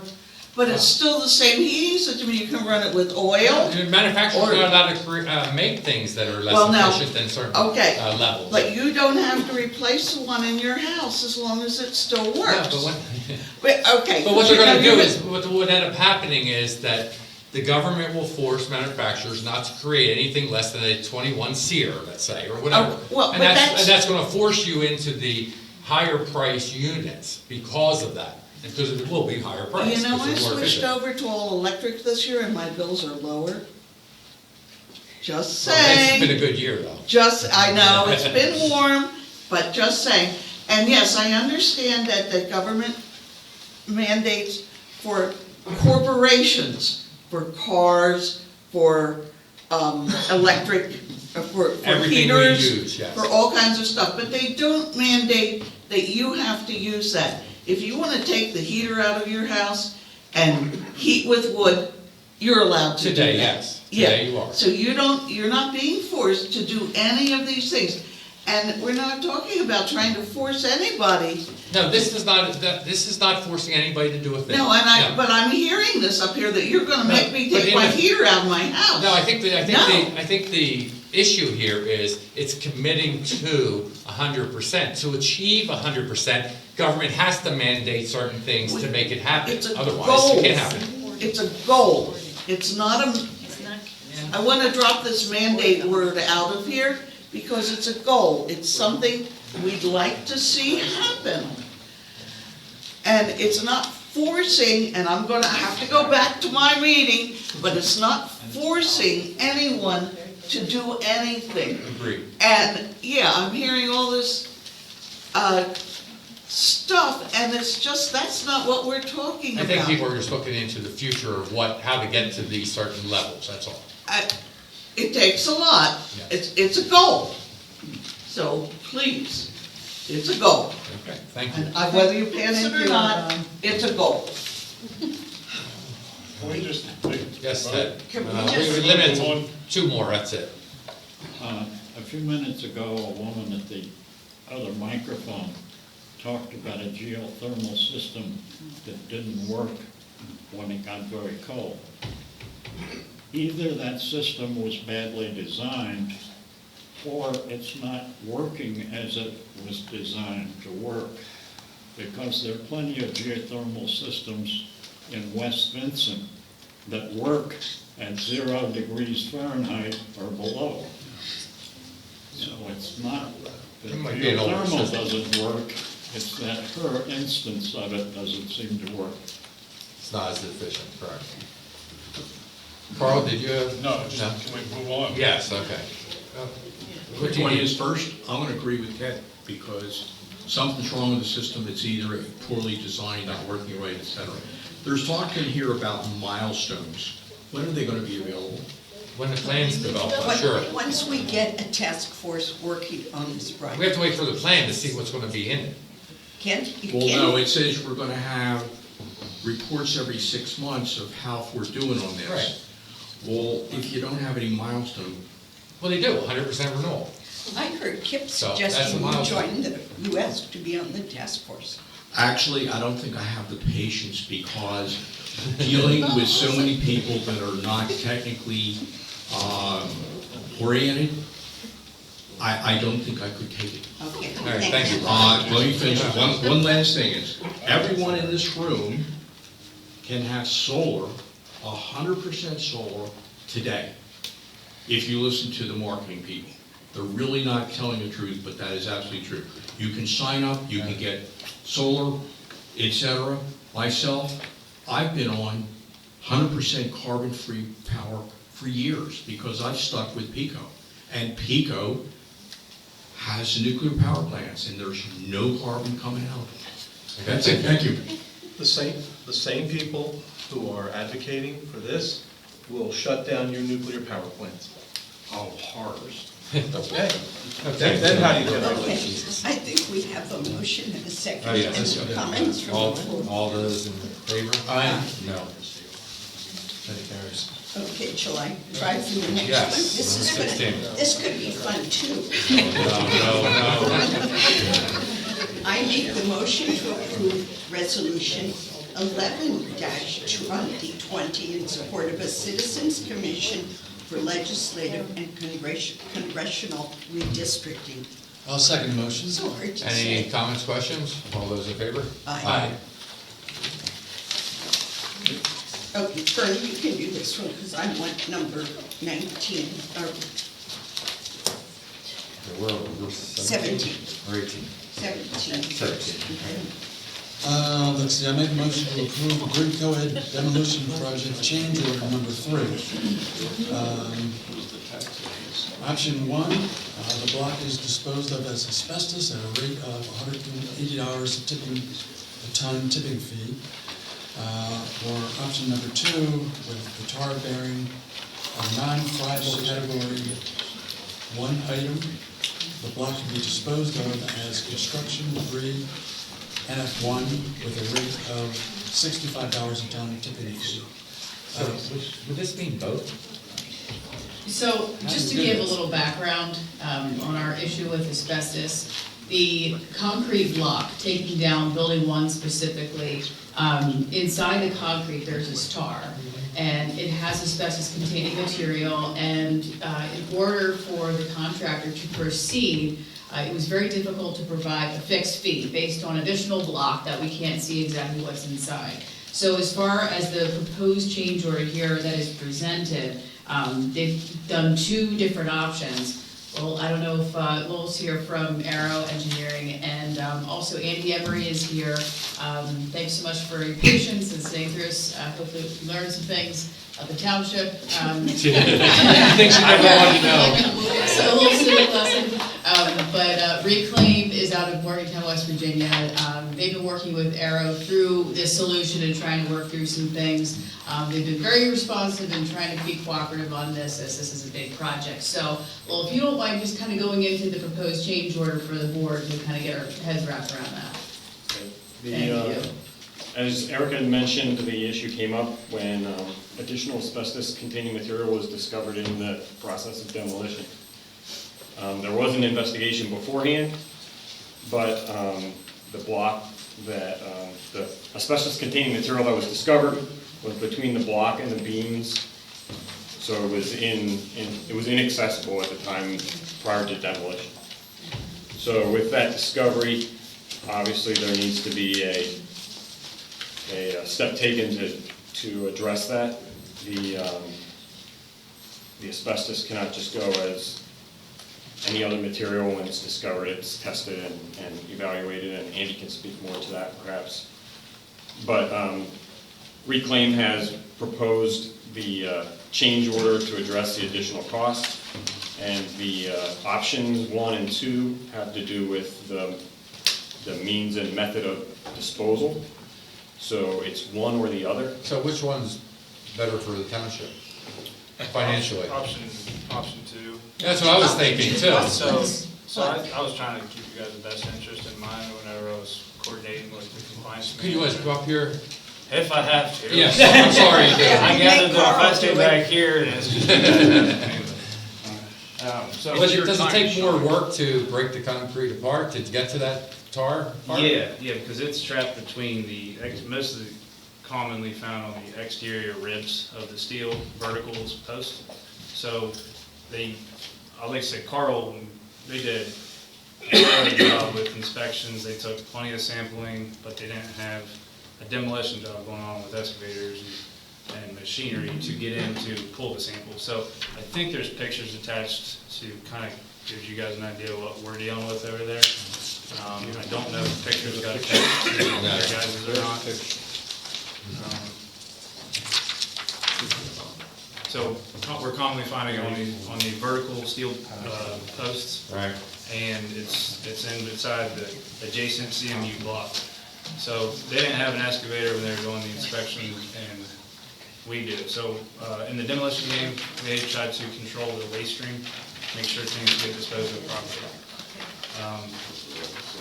Thinking it was fair to introduce this solution as a time and material format.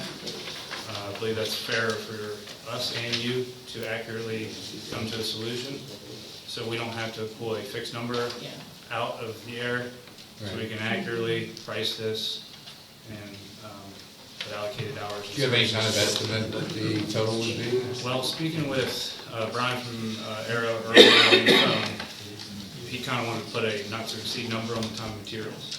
So we put 75,000 not to exceed that number. Okay. Believe he added it in there for the documents tonight for the purpose. I believe it's going to come in lower than that. Okay. But at least that gives us some kind of capstone. Right. So if we start anticipating higher fees charges, we'll have due time to propose again. In regards, I'm sorry. Okay, in regards to the options for disposal, Terry Devine, compliance manager, Chester County Solid Waste Authority. Option one was disposing it of as ACM, which is more of a friable material. So NESHAP classifies asbestos into two major classifications, friable, non-friable.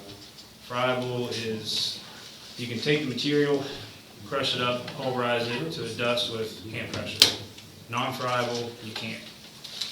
They further classify it, the non-friable, into two categories. Category 1, Category 2. Category 2 is more, there's more of a subject for it to be friable and become airborne. So it's more like your cementitious mixed shingles and your tiles on the side of the house and transite panels. So break it apart, they use the asbestos as the binder to hold the component together. Category 1 is what we're dealing with here. It's more of a item that the asbestos-containing material is mixed in with a matrix of glue and tar. So the chances of it getting up in the air and being airborne are lower, but it still needs to be removed and disposed of properly. So the option 2 would behoove all of us, I believe, because it's cheaper and it will be disposed of at a permitted landfill. And they won't typically supply a manifest chain of custody for that non-friable one, but Terry, she knows that we've got a township here, we've got a project, and in efforts of tracking the weight, the disposal records, we're willing to do on a reclaimed bill of lading sheet where we can put the weight down for the block that's disposed of, and they'll sign off on it, we'll sign off on it, and every party will have a copy. So does that take care of the worry about chain of custody on the asbestos? You will have what you're saying, if I get you right, Andy, is that the option 2, you will have the bill of lading, but you won't have a signed chain of custody. It won't be an official Chester County Solid Waste Authority asbestos manifest. Right. But it will be in some sort of a tracking document, and she's requested, Scale House will sign off, but it's got to be classified as non-friable tar And block. she is the person from the county, She is the compliance manager. and Yes. her name is? Terry Devine. Thank you. Yes. Right, so you have a document that verifies that the waste went across the scale into the landfill, was properly managed. You just won't have the full signed chain of custody manifest for asbestos material as if you were disposing of friable waste. Friable waste, okay. I actually have one with me here, just a second. Shows an example. So you got your different copies in there. And we can label the location, where it came from, the generator, operator, the description of the material, quantity. We can sign off on it, received by, and Chester County Solid Waste Authority will sign it. So I figured there's no sense to pay that higher rate when we can dispose of it properly at a lower rate. And so what you're saying, as long as Terry Devine is satisfied, Right. Yeah. then the disposal will be satisfied. There aren't any other requirements that would then be missing. Is that Correct. right? And she would be satisfied by the option 2 that you presented here? Yeah, I got some documentation emails, I've been going back and forth with her as well, just to show due diligence. Could you provide those to Erica? I sure will. I can give her a copy. And I have the You've got the story too. I've got the change order along, so we can take for signature. John, do I need to change the motion in that? I think what they're looking for is to have an option chosen that you want to Yeah, so proceed make with. the motion for. All right, so I make a motion to approve Brickhoe demolition project change order number 3, using option number 2, with tar being in the non-friable category 1, the block can be disposed of as construction and debris, NF1 with a rate of $65 a ton tipping fee. I second that. Make a proposal that also be amended, that be made upon requirements that Reclaim does do the tracking, the signing, the labeling as set forward. So ordered. Okay. I seconded. Yes, you did. Oh, good. Any comments, questions? All those in favor? Aye. Thank you for your time tonight. Thank you. Thank you. Okay, Safe next one. driving. I make the motion to approve the Bryn Coed Dairy Complex demolition payment recommendation number 2 in the amount of $147,870.46. I'll second the motion. Any comments, questions? All those in favor? Aye. Now, number 19. I make the motion to approve the plan for reimbursing the open space fund with capital reserve funds for expenses associated with the Bryn Coed demolition project in April of 2020 in accordance with the process outlined in section 3232F of the second-class township code. And I'll second the motion. Any comments, questions?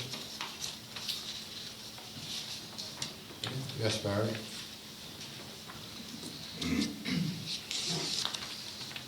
What exactly does that mean? That means we'll be taking the, whatever it is, We 800, will pay for 600. the demolition out of the general fund rather than the open space fund.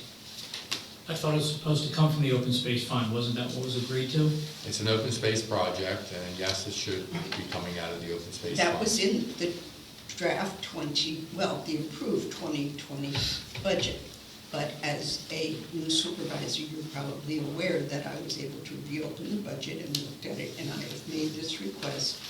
We found out that we have to wait 90 days, which is why it says April, but this is what I recommend. Why?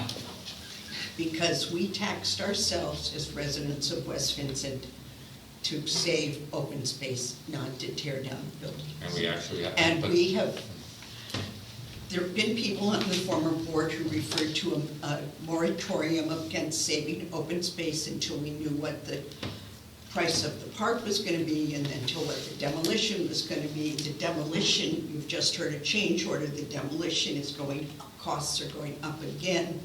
And our open space committee has not been enabled to save any land of their own volition, of their recommendation to us, in 3 or 4 years. That's not true. The only land, the only open space funds spent, 2 properties brought to us by French and Pickering for assistance in the cost of the easement, and the park from Natural Land, and $25,700 that we owed to a resident for 6 or 8 years, and everybody forgot to pay. 16 years, 18 years, and Bryn Coed.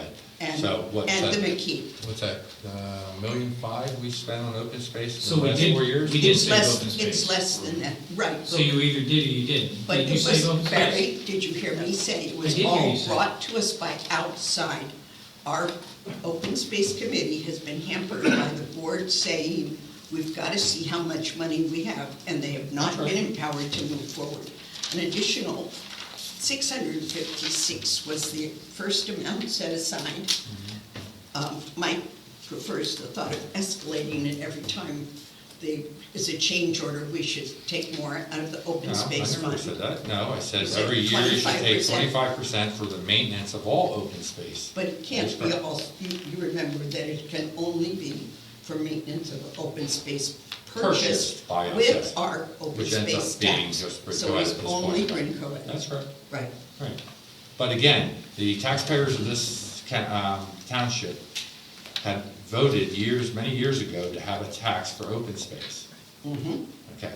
They did not say that you can tax me for open space and take my property tax money and use it for open space. Open space has a designated tax for open space projects.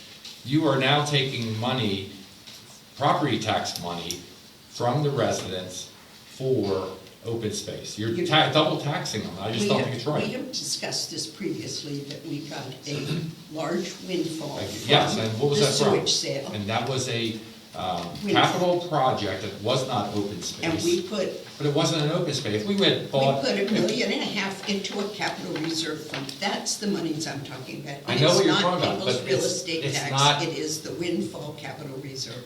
It's not open space funds. If we had sold an open space property, then that revenue from that open space sale should go to open space.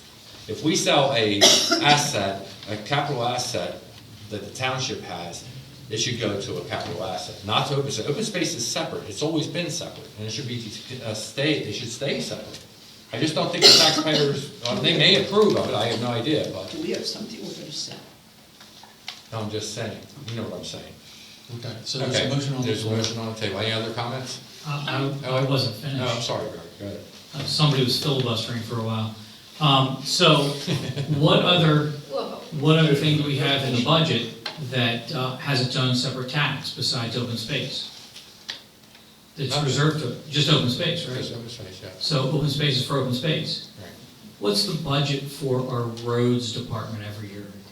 1 million, 1,200,000, something around there? Yeah, the capital's 1.5 Yeah. in 2020. So it's what, 1.5? 1.5.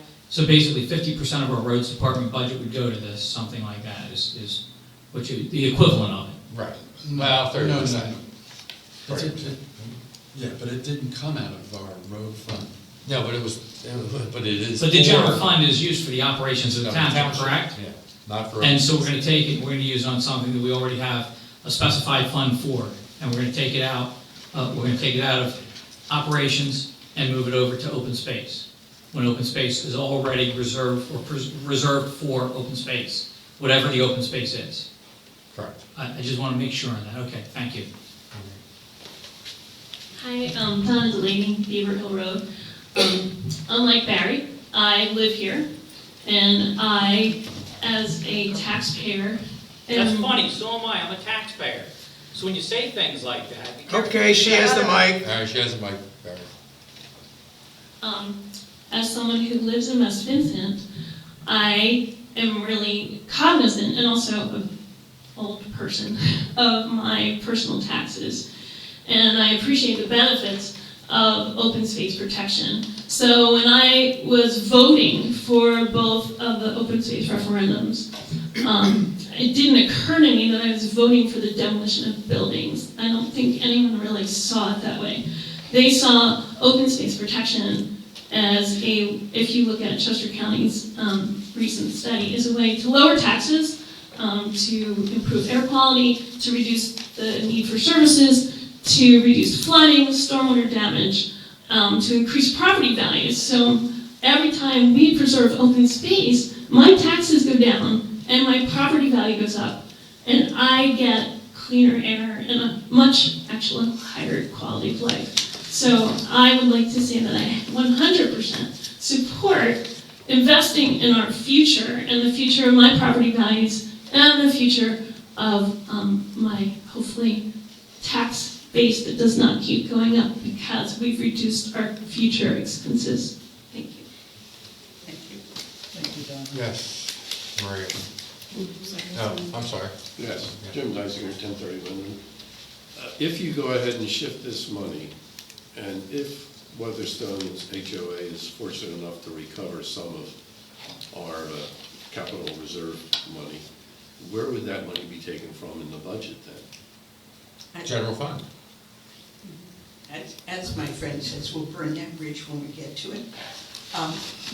We are cognizant of the issue with the Weatherstone HOA. This is a separate discussion. Well, he asked the question of where the money comes from, that's all. Everything comes from general unless it's open space. Open space is a separate category in our township. It's the only separate category. Well, Thank you. I think the money should stay there. Okay. Yes, Maria. Hi, couple questions.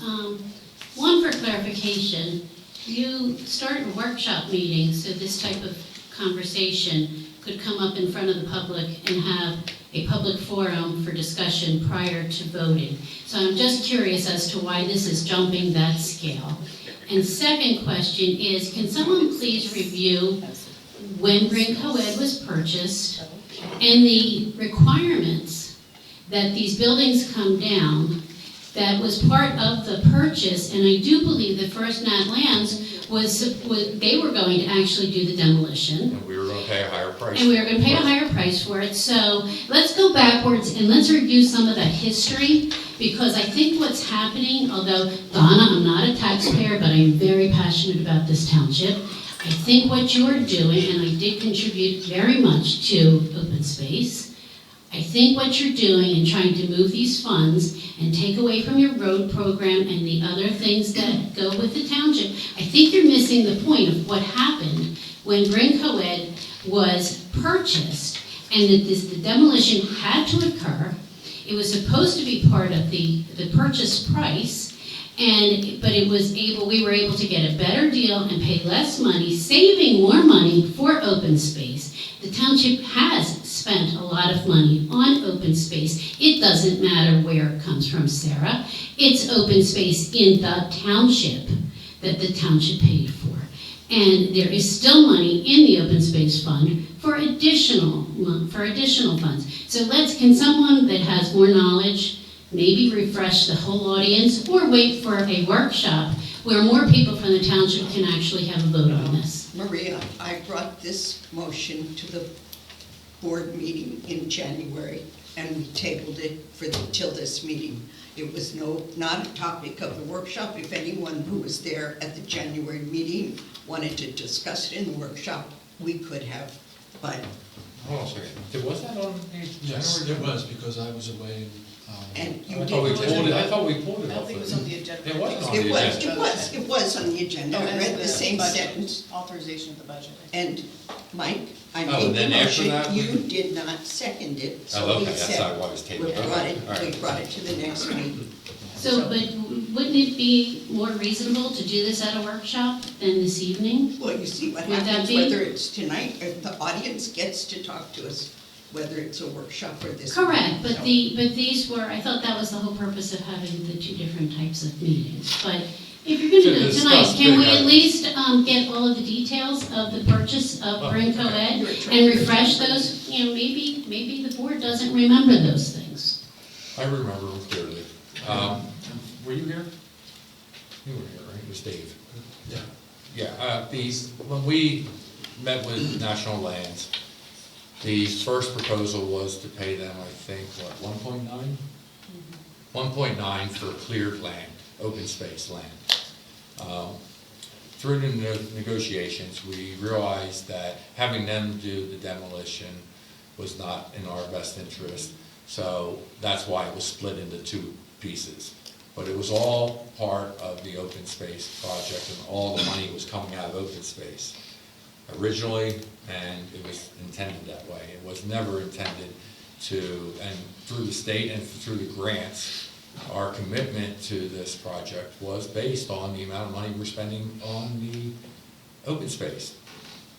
And So they, it's all still open space money, right? It was always was, and it should be. And in the interim, we got $4 million. Again, for the- That has nothing to do with it. It's not open space money. If we sold an open space asset, yes, that money should go into open space. I agree 100% with that. Okay. But it wasn't an open space asset. We both understand where the other's coming from. Yes. Okay, Brian. For Donna, the air has been getting significantly cleaner and better since 1970. I recently came across a chart today, and I was surprised in the improvement that's going on. And I can't say that I remember dirty air at that point, but it's even around the entire world, which really does surprise me. Back to the topic here. Several administrations ago, there was a comment about having a reserve fund, and they were adamant that we needed it because something can come up that can go and eat into that in big time. I haven't been here as long as some of the people in this room, but I remember when we had a special assessment because the township had a big suit against it, and they had to go and do a special increase of taxes to pay off that suit. So if you're taking this money that you've got, Sarah, you've described that as a windfall.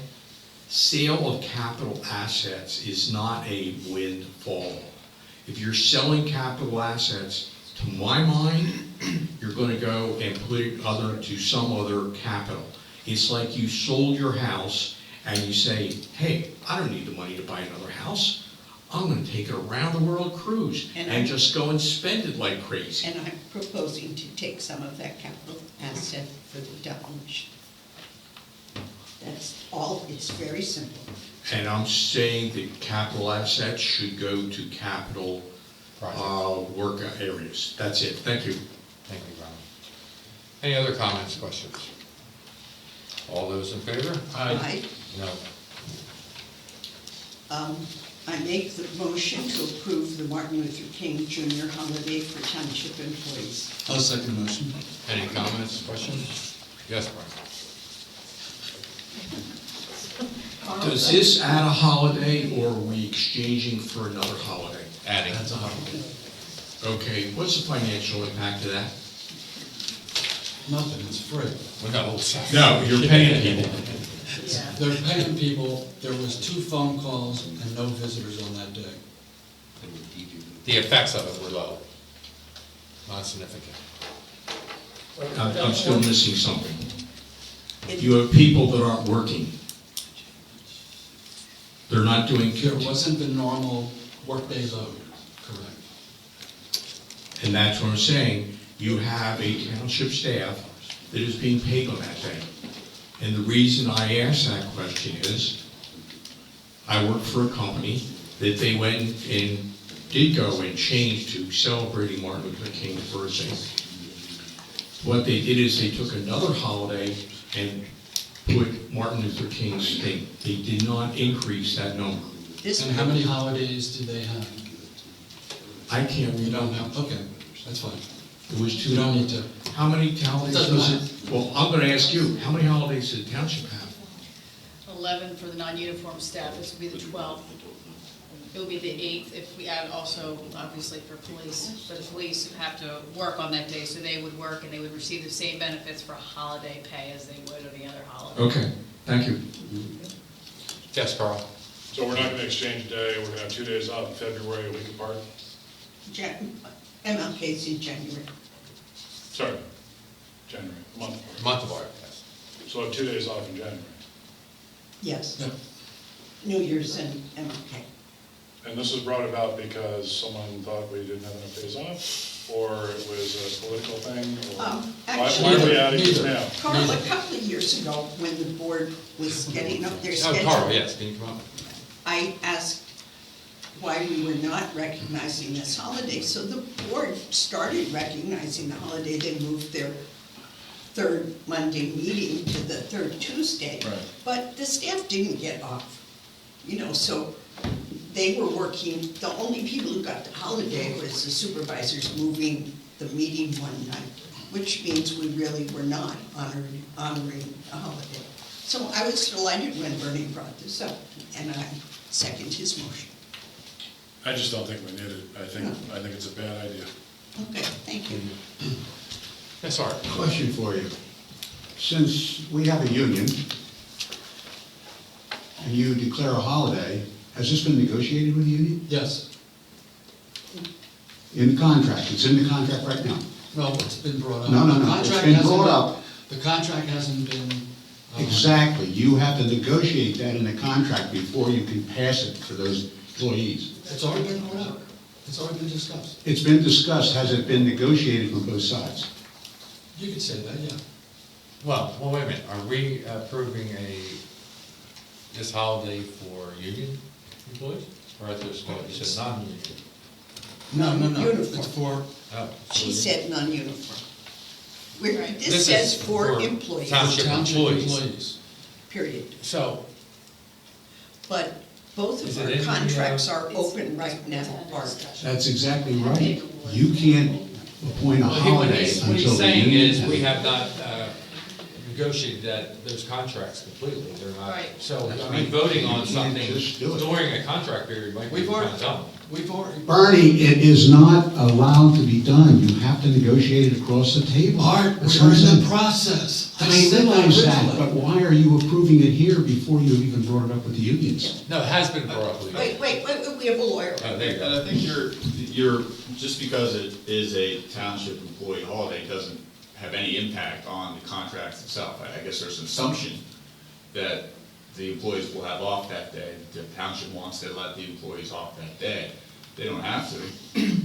I mean, that could be something that can still be negotiated within the contract. So what this does is a motion to approve Martin Luther King Day as a holiday for township employees. I don't see that as impacting directly, conflicting with any contract right now. Okay, so it's possible that the contracts could not have that day off, and we vote this in? Absolutely. Okay. I'm not sure why that would happen. If there's. No, I don't either. I'm just, I think that might have been his question. That's my question. So, but it's hard for me to imagine that there would be employees who say, don't give me a holiday. I would find that hard to believe. See, you and I have so much in common. So more work, fewer days. Any other comments? Okay, all those in favor? Aye. Business from the floor. Can I? Yeah. Yeah, business from the floor. I'd like to make a proposal that we heretofore implement the 2-minute rule. How about 3 minutes? I have a 3-minute egg time. You got a 2-minute egg time? 2 minute. 2 minute. If you can't say what you need to say in 2 minutes. But how do you enforce that? Who is it for? It's up front, please. Okay, you just want to cut me off, that's fine. Go No, ahead. I'm not cutting you off. It has to come up front. I'm just asking you the rules. It's part of Robert's rules, is it not? Let's work them Oh, out. my God. It's proper if you were going to impose a time limit on public speakers, as long as that's applied uniformly. Yes. Okay, well, that's, I mean, the only Not problem. presenters, but. Correct, so it would be on public comment, Correct. whether it be on a motion item or general public comment Correct. items. I mean, there's a little leeway, obviously, while you're speaking, time doesn't count against them, of course. Correct. But, again, technically it's public comment, it's not public questioning, so that shouldn't come up. But it is something that if council wanted to impose, you could do it. I would just recommend that it has to be done uniformly, not based upon the content. You can't say, well, I like what this person says, so I want to give them 5 Well, see, that's minutes. where I run into a Yeah. problem, because sometimes the conversations can get longer, and I just think it's gonna be a hard thing to manage, and especially, like you said, it has to be uniform, otherwise somebody's gonna file a complaint. And I would On suggest discrimination. we would not apply it to the workshops, because what we want to do in the workshops is encourage the conversation. Yes, but then Maria's point is, big items should have been on the workshop before they're voted on, and that way, it Just doesn't apply to because that. Maria missed the first meeting when I brought that up. We didn't does have a not long mean we would set discussion, we did policy. not have a long discussion on this, on the first meeting, where we would have in a workshop. Yes, Carl? So, Bernie, just because this seems to be driven by you, is your complaint that the meetings are taking too long? What's the impetus for the restriction? There seems to be a lot of needling going on, rather than asking direct questions and getting answers. There seems Okay. to be this hamster wheel type of questioning. So could you, in fact, perhaps just say to someone, okay, we've heard this before, that we're not here for political statements, we're not here to make accusations against each other, because I could do it all night. I don't do that. So I'm interested, this is my point, and I'm done, and I move on. And if it's been repetitive, you say that. But when you start imposing this, now who are you going to employ? Because I'm going to insist, and I'm going to be the worst one to hold the stopwatch. You accept the chair? No, this is what you're looking at. Yeah, somebody, yeah. Yeah, Okay. That's fine. That's a bad idea, because even if this meeting went till 10:30, just hear me out for a second. You signed up for it. It's not out of the ordinary for that to happen here. And I'm sorry if that's a burden, but you signed up for it. So you want to let the residents speak. Now, when it's repetitive, I get, let's stop. But this 2-minute or 3-minute for a formal process, I think is a bad idea, sets a bad precedent. We've already moved on a whole lot of things tonight that are just a little outside what the standard procedures have been for a long time. Let's not do that. Time's up.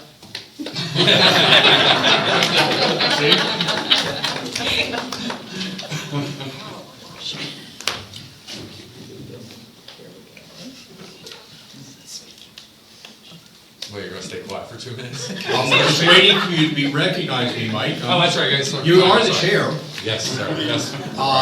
The thing that I'm thinking about, does that apply to presentations made by outside organizations? No. So in other words, somebody from the township could go and say, I want to make a presentation, and thus take more time.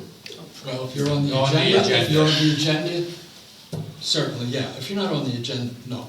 Brian, Okay. that was mentioned earlier in this discussion, that we would not be, if somebody came in with a presentation, we would not be putting the time limit on that, because we want people to have a chance to discuss it thoroughly. Okay. My question then is, what does it take to get on the agenda? A phone call, I guess. Are there restrictions that, who can get on the agenda with the topic? Shouldn't be, because that would be discrimination again, so, no. Okay. As far as I know. Is there? Well, I would I benefit think- the board. The township sets the business that they want Yeah. to see come before that. Yeah. So, I mean, if it isn't something that's Established. business before the township, it doesn't need to be on the agenda. That makes sense. I'm going to go and just sit on it this time. Thank you. Thank you. I Any like the other- idea because of what happened. Great, okay, But, so, well, second round wait, motion. no. But I do see problems with it, like Carl mentioned. I just see that some people are gonna speak longer, and we're not gonna wanna shut them off. And then can we have if we did a 2-minute thing, can we extend extra minutes? It is just a Then we're matter of getting whatever, the this parts. is a tool that's used to try to keep order. Right. As the board would like to keep things moving along. Right. So again, it's not written in stone, with the intent, that you are trying to treat everybody equally. You're not going to be, if there was a complaint that said, hey, you gave me this person 3 minutes, you gave Right. me 2 minutes, if there was a reason for that, that'd be fine. Again, my recommendation would be, again, you should not use it as a tool to silence opinions that you don't Right. want to hear, or to advocate opinions that you do like to hear. But, if you're hearing something you don't want to hear, you can give that person 3 minutes instead of 2, or vice versa. And oftentimes, questions are asked and answered, and somebody somebody will else, just, I know. will just comment and, from a different angle, but they're asking the same question. And again, I would also comment that it's public comment. I think oftentimes we work in municipalities that don't accept questions, so you as a board are offering that more to the public than a lot of municipalities do. And that makes things more difficult. Are you And allow differentiating, those- I'm sorry, are you differentiating between question and comment? Yes. Okay.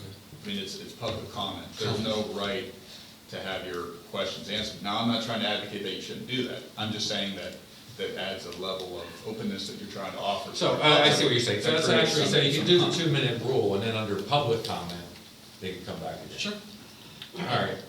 Yeah. Okay. I would, I mean, still might be a problem, but probably less of a problem, I agree. We'll get through the business first. I'm thinking the opposite way. It's the public comment that you want to put the timer on, not getting feedback on motions. It's public comment on motions. You're talking about, okay, you're not talking about our public comment at the end. Oh, okay. Whether it's public comment at the end or Or public within, comment before a okay. motion, it's all public comment. But if it's a question on the motion, you were making a distinction. I would say, first, if someone has a question, it should take shorter than 2 minutes to ask that question.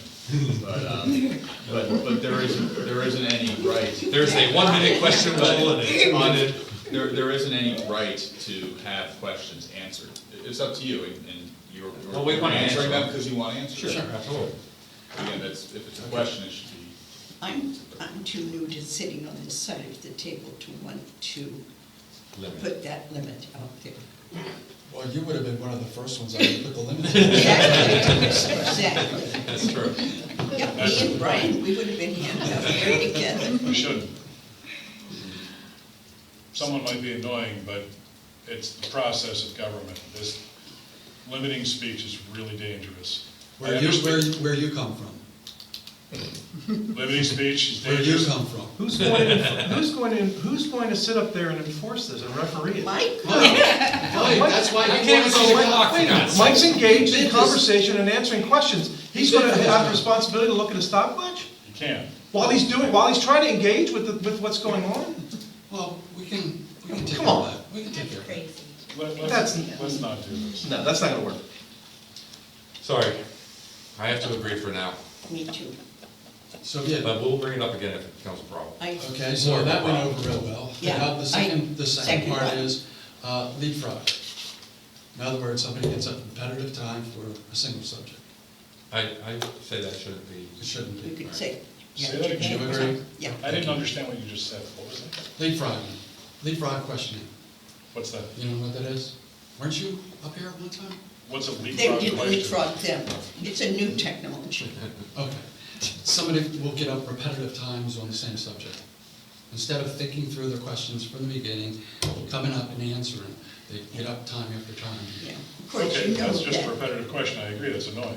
But the repetitive question's annoying, but you know, you're sitting here, you're listening, somebody says something, and you say, oh yeah, that reminds me. Yeah, I know. And That's so I think. That's yeah, where, it takes to think through what your thoughts are before getting up. Yeah, but somebody gets you to think in a different way while you're sitting there, while they're speaking, and then you have a different take on what you said earlier, and it does make sense that people would do that. And it's not the same question, and it's not the same comment. It's a learned comment from what they heard. See, That's a problem too. Mike and I have so much in common. Yeah, so much. I love this little affair. So, I'm finished. again, I have. Well, I mean, there was no motion anyway, but it was just a nice thought, right? So I wonder if we have any topics to have a March workshop. Is that developer planning to come in with his concept? Okay, so we will be having a workshop on the first Monday in March. If, I wanted to check, because if we didn't have anybody lined up, we could skip it. But since we know somebody's coming in, we'll be here. Y'all come. I really appreciate so many people coming out to these meetings, and I especially appreciate you staying as late as you did tonight. Thank you. Okay, Motion to adjourn. No, we're in public comment. Oh, public I thought we comment. were I in thought that public was comment. it. That was just me. I didn't know if it was in public. And me. All right, public comment. Oh, Carol. My sister.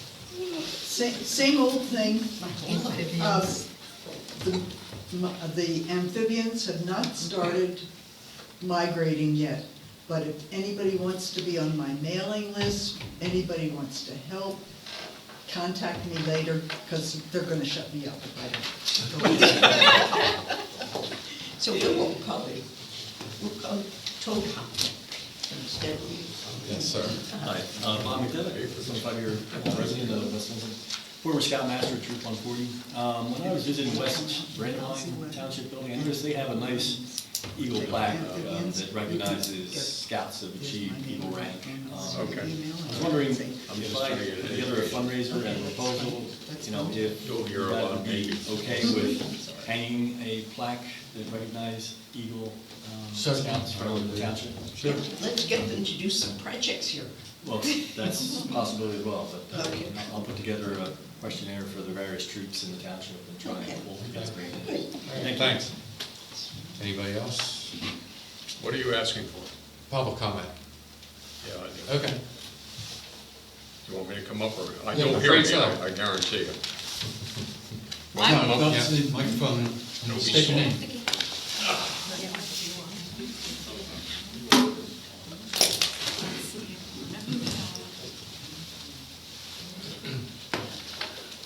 My name is Wheeler Amon, most of you know me.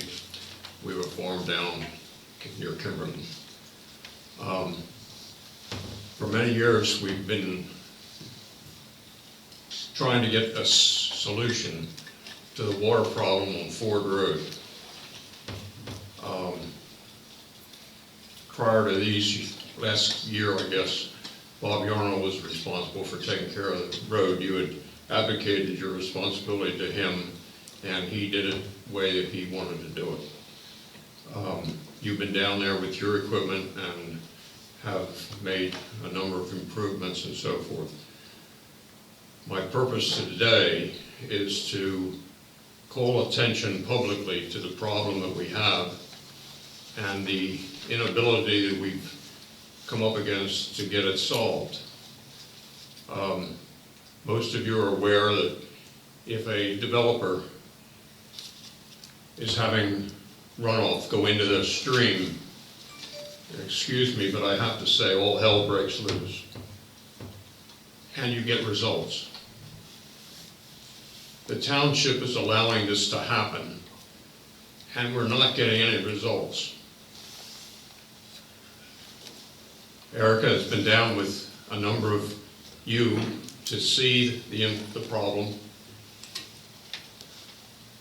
Recently, the kennels has been sold. The buyer told me prior to getting it that the buildings were going to come down and that he would be happy to solve the water problem. In talking to him a few days ago, he informed me that things had changed and it was no longer anything of his interest to him, and that I should come to the township and they have to take care of it. There's many problems involved here as to the exact location of the road. We've lived here a long, long time and have worked on the assumption that the road was basically half on our property and half on Camp Hills and the Yarnell property. Down at that area, the road has migrated because of perhaps our lack of staying on top of it and being a lousy neighbor or whatever, I don't know. But the road is, in certain places, totally on our property, and even further than that, there's our property on the other side of the road. We need help. I don't want to go to a lawyer. Excuse me. They get rich and we get poor. And sometimes there's no resolution anyway. We need your help. It's wrong. It will cost money. Right now, there have been some trees marked and some trees taken down on the Camp Hill side of the road. And we have some trees marked on our side. No one has talked to us about those trees. It's my understanding that there are trees and you would have the right to take them down if they were in need of doing that, but they shouldn't just all of a sudden disappear. I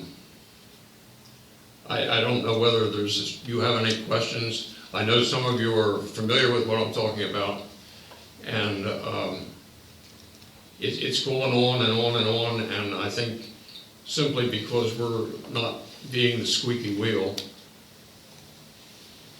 it's being allowed to just pass on.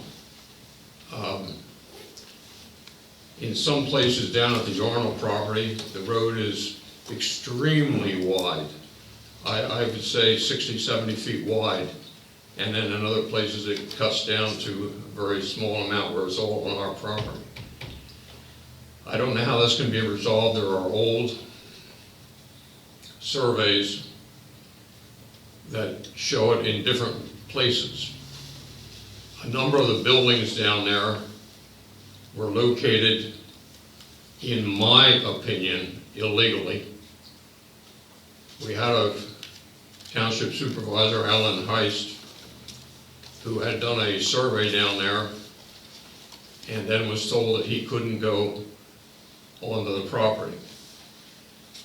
I'm not sure how that ended up, but Alan left and we've had different people take his place.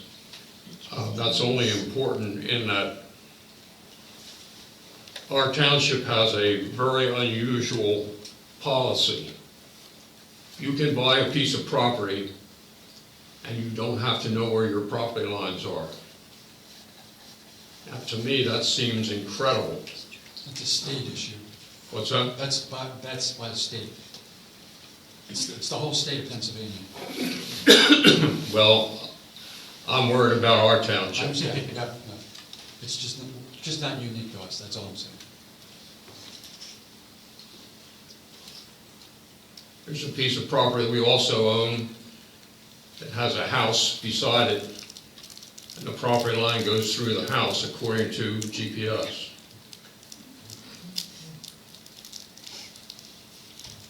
I think past supervisors perhaps have accepted the fact that, oh, the property line's over there in the bushes. And they believe it or take it, and that's the way it goes. Wheeler, was it surveyed when it sold recently?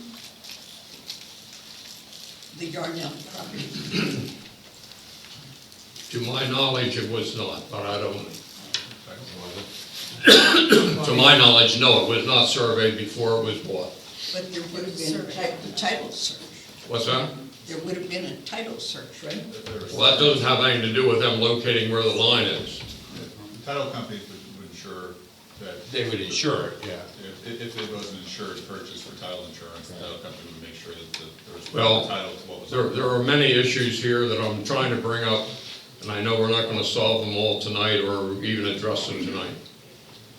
But I think it is important that there be some resolution, particularly to this water problem. The water problem is brought about by heavy rains. The road that they've improved has a solid surface, but the sidewalls are still loose. And this moves. We had a drain system put in by the county agents, and that has failed because of the debris that's come off the road and gone into the creek. It seems to me that that should be dealt with by the supervisors. So I don't know, if that's the start. I guess I'm gonna be coming here, yeah, well, I'm going to Welcome back. You used to be a regular here. Come on back. Erica, Yeah. Well, we've been out there a couple, last year, Yeah. year before, whatever happened? Just to speak to that, the road crew has been doing some prep work to improve the swales. And they had approached me with an idea for phasing drainage improvements, because Ford Road, along with all the different projects we have in the pipeline, is gonna take resources. And so we were working on a preliminary plan actually for the road program this year for Ford Road. I grew up here and I'm just a young chick, so I don't go back that many years, but Ford Road used to be a one car, two tracks. That was Ford Road. And if you go down there today, it's almost a 2-lane highway. And in some spots, it's maybe a 3-lane highway, which makes no sense whatsoever. If you go back in some of the old pictures, the old surveys, Ford Road used to go in through the Arnold driveway, Yes. okay? There used to be a wall at the where they would enter in there. I see you're agreeing with me, that's wonderful. Everything. I thought I was the only one left on the earth that remembers that, but. No, you're speaking of a wall, and I'm picturing when I was there, our discussions when we met, and certain elements you told me about with the history of the property, that's why I'm nodding. Okay, well, the part that's so wide right now used to be a ditch. It was eroded away and you couldn't travel it. And they put a wall across the top of the road and ran it down the Arnold's Lane, or the Arnold's driveway. I've rambled on, and I really want your help, and I hope maybe this will help me get it. Thank you. Thank you. Thanks, Will. Any other comments? I move to adjourn. Second. All those in favor, aye. Oh, and anybody interested in the Earth Day cleanup project next Tuesday, 5:30, right here. Did you bring us a sign? Can't hear for June, so it's all right. Thank you for coming. This is your first time.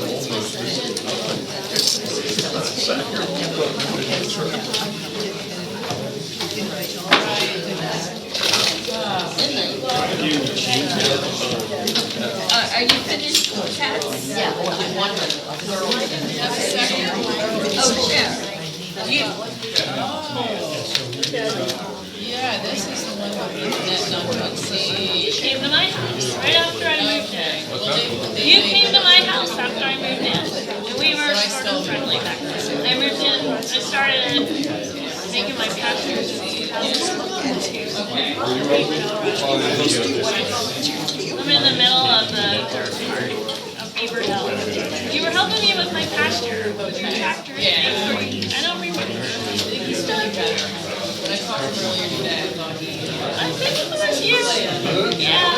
Yeah, you were warning me about the people in the township and who to get mixed up with and not get mixed up. So it's nice to see you again. See what they've got, they've been able to Yeah. here, and I think that's why. Right. We're in a lot of trouble with him. Good luck. I hope they fixed it for you. I hope they fixed the road. Well, that's good. Yeah, their numbers are fine, thank you. Right. Well, good. We'll see. Right. Great.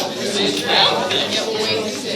Right, yeah, still no guarantee that it gets done. Yeah. My job. So, thank you. Thank you for being here. Appreciate it.